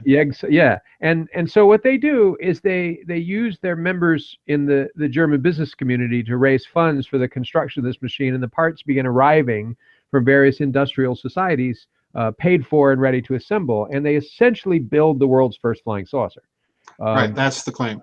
Yeah, that's the claim. Whether that's true or not, I don't know. I haven't seen it, but I can just say that, this is what's, the wheel within the wheel thing, which is also an interesting Ezekiel-like occult symbol. But anyway, and of course, a very different interpretation than the one the Orthodox Church would have. Right. And interestingly enough, at this time, just to throw in music, because I like to look at what's happening. And I don't know if you notice what I'm trying to do, Dr. Farrell, but when you study history and you study historiography, you can study the history from a certain angle. You can study history as economic history, history of political forces and wars, which is how it tended to be studied in 19th century Britain. You can study history as cultural history, what pottery were they making, what kind of leather goods do they have. You can study the great man theory of history. History goes from Martin Luther to Abraham Lincoln to, Charles, and on and on. Or you can study history from all of these, which gives you a lot more insight than sort of paring it down. And you can try to take a grand view of history, which everybody poo-poos, but which is the only way to try to make sense of an alternative point of view here, which is why it's very seldom done and why it gets relegated to alt history, which is what you're doing. You're attempting to do grand history. Right. Which is why, in case your readers don't know this, which is why there's no college left where you can go and teach and take and do grand history. That's right. Why you have to create a website. So, but at this time, Arnold Schoenberg is composing, yes, and is really popular. And it's not just Wagner. We all know Wagner and Brahms are going on at this time, but Schoenberg is on the rise, which strikes me as significant, though I don't fully know why. But it's part of the zeitgeist of the time, right? Yes. And so as I look at this rise, it seems that two things are happening. One is the rise of occultism, and the other is the rise of a particular school of history that I would call the great man school of history. And Thomas Carlyle, of course, is blamed for that, though there's other people, and you can study that. But this theory, and this is what's considered, if you homeschool and you're very, very traditional, you're like, let's go back to the 19th century and teach it the way my grandpa learned it. You're going to study the great man school of history, because that's what in the 1920s they were learning. And that's okay. Here's Wesley and Abraham Lincoln, and there's Washington, and there's all these people, and you go throughout history. It's like an evolution of great figures. But in fact, that correlates very neatly with what the Nazis were doing, which is you have a history of supermen, and history is typified by a great man who takes power at a pivotal moment in history and leads us into the new reality, the new zeitgeist. And I can't help but look at this emergence as an occult emergence. And I can't help but look at it as paralleling with what's happening in Mussolini's Italy, Stalin's Russia more specifically than Lenin and Trotsky's, and in Hitler's Germany. And I can't help but be a little disturbed by it, because in their attempts to make men gods, they have to have like a super god above it. And what does Hitler do? 10 years later, in 1933, you have the Reichstag fire and the Enabling Act of 1933, which more or less says, I declare that I'm able to do whatever I want. In light of this as an emergency power. And so behind this great man theory of history, there's a lot of forces. And I'll stop there because sort of my last couple of questions is going to ask you about this, but I want to get your take, whether I'm seeing what's actually happening or not. Oh yeah, you are seeing what's happening. We saw it in this last election with Hillary and Trump. Both were essentially, from that viewpoint, vying to be the great man or woman of history. It was all politics of symbolism, which I found very disturbing. But the cultural aesthetic point, you raised Arnold Schoenberg. You might have also included Thomas Mann, who wrote a novel about Arnold Schoenberg. It was his version of the Faust legend. It's Dr. Faustus, a profound analysis of the forces behind Schoenberg and what Schoenberg was about. Because in my opinion, Schoenberg created a kind of anti-music, and his idea was essentially to democratize, and I'm using Leonard Bernstein's expression there. The members of the website will recognize, if they've watched those Bernstein lectures, the Harvard lectures that I keep mentioning that they should watch, because his treatment of Schoenberg is very interesting, because he says that Schoenberg was essentially trying to democratize all of the notes of the 12-note chromatic scale that you find on a modern keyboard instrument by not allowing the prominence of the natural order of the harmonic series to give prominence to certain notes. So in effect, his music is a kind of alchemy with the notes that is against the natural inbuilt alchemy of the natural harmonic series. It's a kind of anti-music.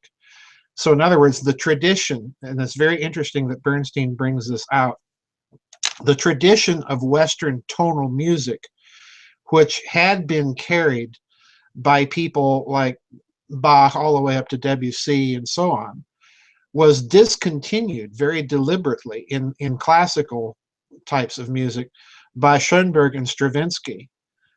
And the tradition of Western tonal music then shifts into popular music, beginning with rock and roll, the big band era, and continuing down to our time. So in other words, there is something else happening culturally that's very, very interesting. And Schoenberg is the expression of this revolt against the established order, all right? And a revolt, in this case, against the established order of the natural harmonic series.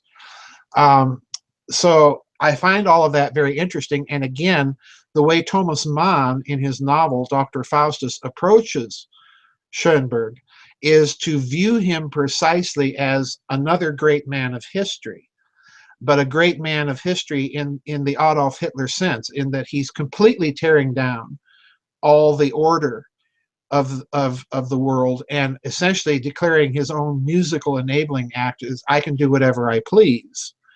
And hence we end up with music that's very intelligently crafted, but that's just painfully ugly to listen to. I mean, you can't stand to listen to it. And if you think Schoenberg is bad, listen to Alban Berg sometime. It's even worse. One of Schoenberg's students. So yeah, you've got the great man of history, and it's the great man of history. It's the logical denouement of the Romantic era, when you not only have the great man of history, but you have artists, musicians, literary figures doing whatever they want. They're there to express their selfish aesthetic worldview and communicate that and impose it on others. It's an aesthetic that's very, very different to the aesthetic that you find in a Bach or a Mozart and the people of the classical era, because they're not attempting to communicate their emotions so much as they are trying to communicate an objectified kind of Platonic world of the passions and of the emotions. So it's a very, very different aesthetic that you see coming into play, and the traditional aesthetic actually shifts, if I can put it this way, into the populist revolt. It shifts into the popular music that people listen to. That's where you find the old rules, so to speak, still kind of preserved, albeit in a very, very watered down form. So a lot of this, I'm in total agreement with you. Schoenberg is a crucial figure here aesthetically. People like Oscar Wilde in literature, the same thing. So there's all of the Mallarmé in France. There's all of this going on in music as well. Well, just for you, Dr. Farrell, Jeez. I think we ought to just have a little bit of Schoenberg. So, Oh, please, do we have to? I think people deserve a sample. And this is catchy, Dr. Farrell. I'm just snapping my fingers to this already. This keeps up, I'm just going to get too comfortable. Oh, yeah. It's in a bath. It's awful. Alexa, stop. It's truly awful. Wow. Okay. Well, and your readers just realized that I have Alexa playing that music, which is great. So let's just go back. There's a couple of things in my mind, and we'll round out the show. So you take this great man of theory history, and you tied it to the current financial climate in the United States, right? Mm-hmm. And what strikes me about it is a confusing problem.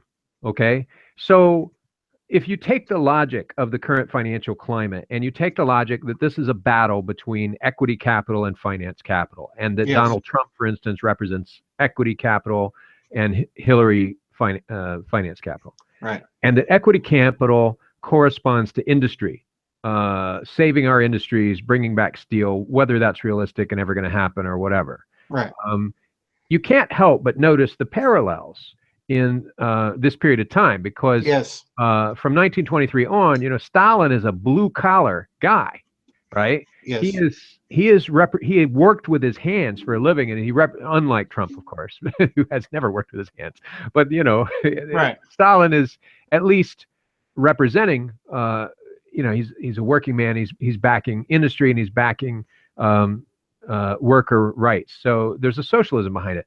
Hitler's doing the same thing. Hitler carried a gun. He marched into battle. He was not a shirker, Right. for his part, and these may have been mediocre men intellectually in some ways, but they weren't lazy entirely, right? There were certainly Right. a lot of lazy people in the Nazi bureaucracy and establishment. And there may be reasons why you recruit those kind of people for your cabinet, but and it's an interesting thing to look at the makeup of a cabinet, especially these days.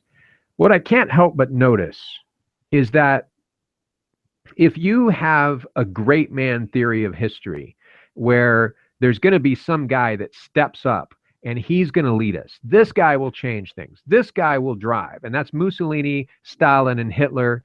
It could even be our current president. Whoever the great man is, if you Right. put all your stock in a guy, Right. it seems to me that that guy, by definition, has to be the Masonic definition of a blind, because Right.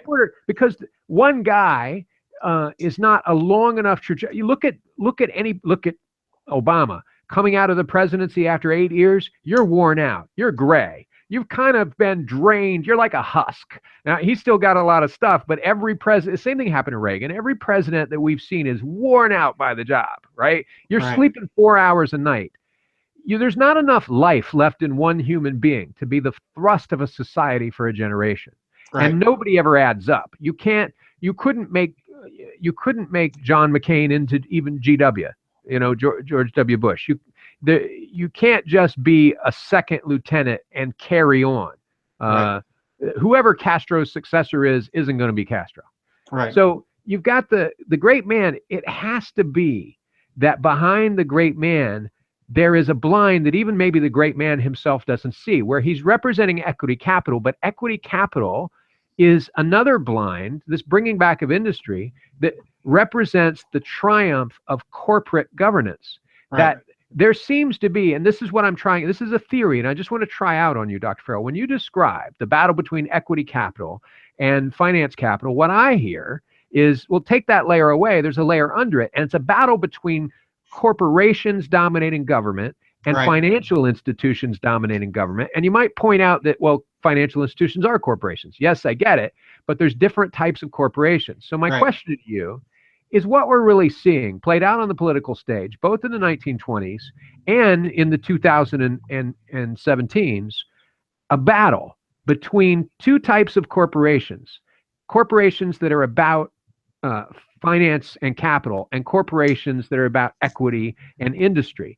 And that the ground we've actually conceded is, while the great man may think he's great, and we may follow and think he's going to do great things, that ultimately who wins is one of two corporate forces. And it's an argument between these people that we'll never see or touch. It's an invisible argument. And I'll Yes. finish with this. I ask about this for the simple reason that in trying to piece together what's going on between 1919 and 1922, and trying to figure out what forces that are there, I'm looking for some kind. It's not enough for me to say it's the church and Freemasonry. It's the two churches and Freemasonry. It's not enough. There's Right. some battleground on which they're playing out the battle. They may be players, but there's a battleground, and wherever there's a battleground determined by somebody else, whoever set the ground is the real player. He's the dominant force. And that battleground, that manipulator, seems to be, if I had to guess, by looking at the great man theory of history, backed by equity capital, backed by then a corporate definition of government. And then I hear what Highland said in New York that there's this invisible government, and that it's these Rockefellers, but it's also these banks. What I wonder if he wasn't confused about is maybe he just described the two opponents and not the two people that are in cahoots. Yeah, So that's the whole question I'm sort of bringing you today with this show. Well, the question, yeah, he's describing that, but more importantly, the question, you raised the issue of the battleground. What are they fighting over? What are they fighting on? And for me, Daniel, as I've said many times, the last presidential election, the two candidates may have represented symbolically opposed forces of the deep state, which I think at one level they did. That's what I'm asking about. Right. Yeah. But and whether or not that's been going on since the 1920s. Well, I think that, yes, that's been going on since the 1920s, but there's been a deeper battle underlaying that one, which we have not touched on. And that really is the issue of individual personal sovereignty and rights. In other words, the rights that are recognized under the Bill of Rights in the U.S. Constitution. Because when you get right down to it, what the anti-federalists insisted upon when they insisted upon that the inclusion of the Bill of Rights. And again, I'm a firm anti-federalist, folks. I don't buy the arguments that the U.S. Constitution was necessary for the common defense and so on, because after all, it was under the Articles of Confederation that we fought the Revolutionary War and defeated a world power in that war. It wasn't under the current Constitution. Hear, hear, hear, hear. Yeah, hear, hear. Yes, you know. Various approval expressed in a. Yes, exactly. So in other words, what they were doing in the Bill of Rights was they were enshrining the great man of history premise, but they were giving it a twist in that they were saying, no, every human being has a right to life, liberty, and so on. That every human being is a potential great man, and that what you have to do is step out of the picture and let that greatness manifest itself. So in other words, it was a very anti-elitist document. And that really, for me, was kind of the cosmological, if I can put it that way, the cosmological meaning of this last election. Because whatever you say about Trump, the candidate, his rhetoric was addressed to that specific point. Now, whether he delivers on any of it is, remains to be seen. But again, what I'm arguing is that the decentralizing forces of history, particularly the decentralizing forces of technology that began to rise precisely in that period from the end of Versailles up to the fascist coups, that there was a decentralizing impulse that nobody was recognizing. And they were attempting to deal with by all of the old centralizing solutions. And I think right now, Daniel, that we're at one of those huge paradigm shifts in world history that occurs. And I've been arguing this, for years. I said it way back on George Ann Hughes's show, that we're in a paradigm shift that occurs once every 500 years or so, but that this one is so qualitatively different from anything that humans have experienced in prior history, because the real nature of the shift is towards decentralizing solutions. And it's manifesting itself in talk about the multipolar world rather than the unipolar world, and so on and so forth. But really what we're witnessing is a shift back, I think, to a kind of Renaissance type of humanism with its emphasis on individual creativity. But interestingly enough, in the Renaissance, that occurred in the context of individual liberty within the context of certain recognizable natural law or natural rights, if you want to put it that put it that way. I think we're seeing the same thing happen, because the multicultural paradigm is breaking down, because ultimately it ends up being its own kind of tyranny. So I think the real struggle here, the real battleground on which all of this is occurring, is that individual sovereignty and freedoms are being reasserted or being felt by many people that they need to be reasserted, and reasserted within the context of some sort of relationship to traditional history or culture. That's the real battleground that I don't think has been adequately articulated by anybody in either camp, in either wing of the elites. In other words, the elites are being confronted by a force, and that's called human freedom and liberty, individual freedom and liberty. That's what I think this is all about. And until they clue in, until they clue in on this, if they keep driving things toward a centralized solution, it's only going to make matters worse. I think the time now is they've got to step away from these centralizing solutions and unleash the creativity of humanity, because they have been trying to manage centrally this transition period, and they themselves admit this, but their attempt at managing this has been a colossal failure.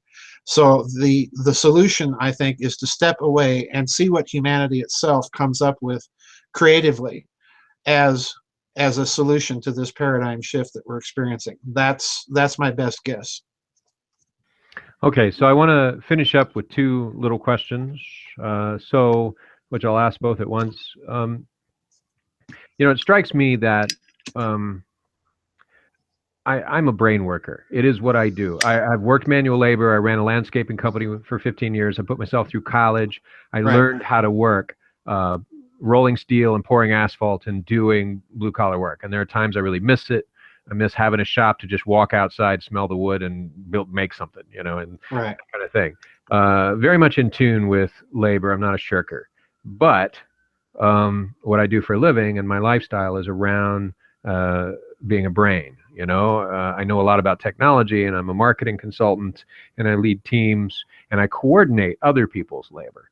And our society seems to be divided into people who work from the standpoint of they produce a thing, or they provide a direct service that comes directly out of their work that is more manual. It's more like, yes, you're using your brain if you're a real estate appraiser a lot, but you're delivering a report, right? That's a thing that you're doing, and it's an assessment of a house. So that's the next sort of step up from I'm delivering a chair, maybe, and you're still using your brain for that. But once you start delivering information, the next step up is, I don't deliver information, I assemble other people's information. I deliver that, right? Or I coordinate their effort to deliver information. So that's what I do. And our society seems to be polarized. Obviously, it's sort of like labor and management in the union era. In the 70s, I had a friend or a guy I knew, and he said he would walk through a factory floor, and his job was to be the coordinator between management and labor. And when he walked down through the labor floor, everybody's like, oh, look at those guys up there in the white shirts and the air conditioning. They don't know how to work. And he'd say, yeah. And then he'd go upstairs, and the guys in the white shirts and the air conditioning would say, those people down there in the blue shirts, they're lazy. They always want time off. They don't know what they're doing. And he'd say, yeah. And being the coordinator was making both sides happy. But what he was pointing out is that neither side really got the value that the other person brings. Right. And somebody is using that to have a job, but somebody else is preying upon that to divide us and make us politically fight each other and create a lot of animosity, which is, it can't be good. So as I look at our society divided this way, one thing that I can't help but worry about, and admittedly, I have a bias. I like what I do. I don't think that I add no value to the society. I'm paid very well to do the thing I do. And Giza is partly a product of that planning experience and knowledge, right? So, but labor, when I was growing up, was inherently socialist. I was a very right-wing kind of guy in 1996. And so, back then, though, my stepfather was a welder. You didn't cross a picket line. People were at a grocery store. They were picketing. You didn't cross a picket line. You didn't do business with that store if the strikers said. You just didn't. And I remember baseball bats being taken down and strikes settled that way, and I'm talking about not management, but labor was fighting, right? Get the scabs. I grew up where labor was organized labor was backed essentially by socialism. And so here's essentially my question. It's really one question. As we see the right in the United States currently moving to reintegrate this equity capital, bring our industry back, bring coal mining and steel back. It strikes me as weird, as having living through the 1970s, that that's like hearing a bunch of right-wing guys say, let's bring back our left-wing socialist impetus. Right. And it sounds almost like, if I were to take that to the extreme, I might say, well, is the right risking falling into National Socialism again? Is somebody stirring up Could the be. right? Is somebody stirring up and prompting the right to reassociate a conservative group of people that essentially were conserving values into becoming again almost like nationalists slash socialists, nationalist labor people, nationalist equity capital people, in a way that, okay, that's Nazism. And I'm worried about that. Yeah, it's a persistent danger of what we see going on. The only difference that I have with left-wing critiques of what went on behind Donald Trump was simply that they've already convicted before results are in.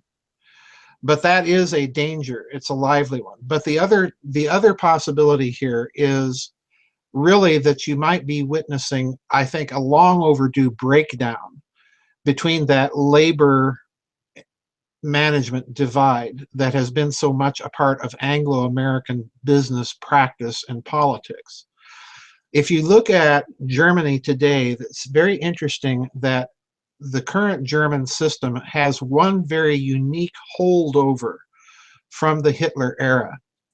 And that is, Hitler, of course, abolished the labor unions, but what he did in return was he insisted that those unions have representatives, obviously party-approved representatives, of labor in the corporate boards of the big German corporations. Well, that still exists in Germany. The labor unions do have representatives right on the boards of the major German corporations, so that you don't see quite the unique dividing line between labor and management that you see in a typical American, British, or French corporation. The same sort of system, incidentally, if I remember correctly, was put into place in Japan. So we might be witnessing not so much a danger of a fascist tilt, we might be witnessing the breakdown of an old paradigm. And I think that may be part of the reason that the elites of the left, or if you will, the elites of the pseudo-left behind Hillary Clinton, which I think is every bit as much fascist as anything claimed about Donald Trump. I think that's one reason that they're so worried, is that those old dividing lines are breaking down and that they can't manipulate them anymore. But again, time is going to tell whether all of that's true or not. I do think the other thing that we have to, and I've pointed this out years ago, is this whole movement towards reshoring manufacturing to North America, I think, is also part and parcel of a long-term strategic plan to shore up the base of power of the old New World Order elites, because they've shipped out so much. You know, I pointed this out in the blog the other day. If we went to war with Russia right now, we'd be in a heck of a logistical pickle, because so much of our military equipment is produced by foreign companies or by American companies under license from foreign companies, that we don't really have control over the chain, the logistical chain of supply for needed parts and replacements. And those parts and replacements in turn are subject to counterfeiting and breakdowns. Some of our most sophisticated and expensive military equipment that we've launched lately has been breaking down, I suspect, because of this phenomenon. And so if you're going to have a functioning military, you have to have a certain amount of autarky over the supply chain. Russia certainly has that. The United States does not.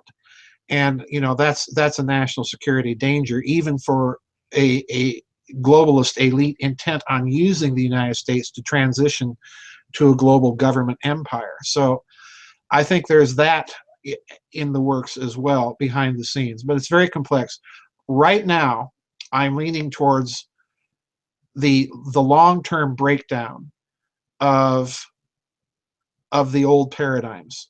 Catherine Fitz just gave very recently an interesting interview on Greg Hunter's USA Today, where she talks about they're having to compost the old system, but they're composting it precisely in order to create a new one. And that may be, in fact, based on equity capital. And she's pointed out many times, I've pointed it out myself, the German finance minister, Wolfgang Schäuble, talking about we have reached the end of the debt money finance cycle. We can go no further with it. We now have to start talking about production. And of course, once you start talking about production, you're talking about equity rather than finance capital. Well, so the reason I ended with that question is we started the show with you sort of saying, "Hey, look, I think that fascism was always latent in the left, and that's how sort of National Socialism and Mussolini's socialism got converted to fascism." Right. And so what I worry about is if fascism was always latent in the left, and the right has typically been the force behind fascism, has socialism always been latent in the right in the same way? And so what I'm worried about is the moment you get these two things together, the moment you integrate socialism and the right, and socialism and fascism, you get stuff like we saw in the 1920s. Yes. That was pretty awful. Yeah. And that's essentially my concern is, well, it's been mine too. Did somebody decide that did somebody realize it's necessary to keep these forces separate? Did somebody not realize that, but they intentionally bifurcated these forces, but however Right. it is, it certainly disturbs me about what I see, what I see as potentially, I mean, there's some evil stuff going on in this country. When a guy in a truck rolls up next to a grocery store and shouts at an elderly black lady that, hey, Trump's going to deport all you people, and scares her to death and makes her drop her groceries, that's not a civilized nation anymore. No, it that isn't. kind of behavior is uncalled for. So, I mean, the Republican Party was the party of Lincoln. So how is that okay? And well, so it's not okay. When I see that stuff happening, I'm worried that the darker side of this is the reinvigoration of Nazism, and I don't. Well, I don't know. that has always been a danger. I feel that danger acutely, just like you do. I've said all along that as far as the current president-elect is concerned, people are going to have to hold his feet to the fire. But they're tiny feet, Dr. Farrell. Guys that have really little hands have tiny feet. Tell you this, but they have little baby feet. But here's the thing. Here's the thing. You mentioned the bifurcation of the left and the right. The bifurcation, in my opinion, was put in precisely as a dialectical means of getting around the philosophical and cosmological implication of the Bill of Rights. And again, the Bill of Rights is, as I said earlier, it's kind of enshrinement of the great man of history theory. However, with the twist that it's not subscribing to an elitist view of the great man. It's ascribing that view to all of humanity, to each individual person. So in other words, I think that the way through this is to keep holding everybody's feet to the fire, including Donald Trump. Because if we see tilts towards centralizing solutions to all of this, well, the centralizing solutions over the past 200 years really haven't worked too well, even under Lincoln. So we have to start, I've been calling for this for a long time. We have to go back to our founding documents and really do a philosophical critique and analysis of these things. And by that, I mean not only the U.S. Constitution, but the Articles of Confederation and the anti-federalist critiques of the Constitution, which most people are totally unaware of. I'm not saying we need to hold a constitutional convention, by the way. That to me would be anathema. I wouldn't turn over any political process like that to the current bumper crop of idiots that we see on the American political stage. But we have to get back to the centrality of the Bill of Rights, the right of free speech, right to keep and bear arms, and so on, the right not to have to testify against yourself, and so on and so forth. All of this is at the foundation of individual sovereignty. That is what I want to see restored to the mainline discussion. It has to be restored, because once it's restored, the centralizing solutions, either from the left or the right, are going to be under constant need to justify themselves, and that's what's been missing. Well, Dr. Farrell, as usual, it's been Very quite an good. interesting show. Yep. Very, very neat questions. I really enjoyed it. Thank you. Yeah, I enjoyed it too. It shed some light on this period of history. It raises even more questions, but again, I hope your commenters will fill in what they know. Yep. And we'll try to get this out within it's the holiday time, but we'll try to get this out within the next 5 days at least. So. All right, good enough.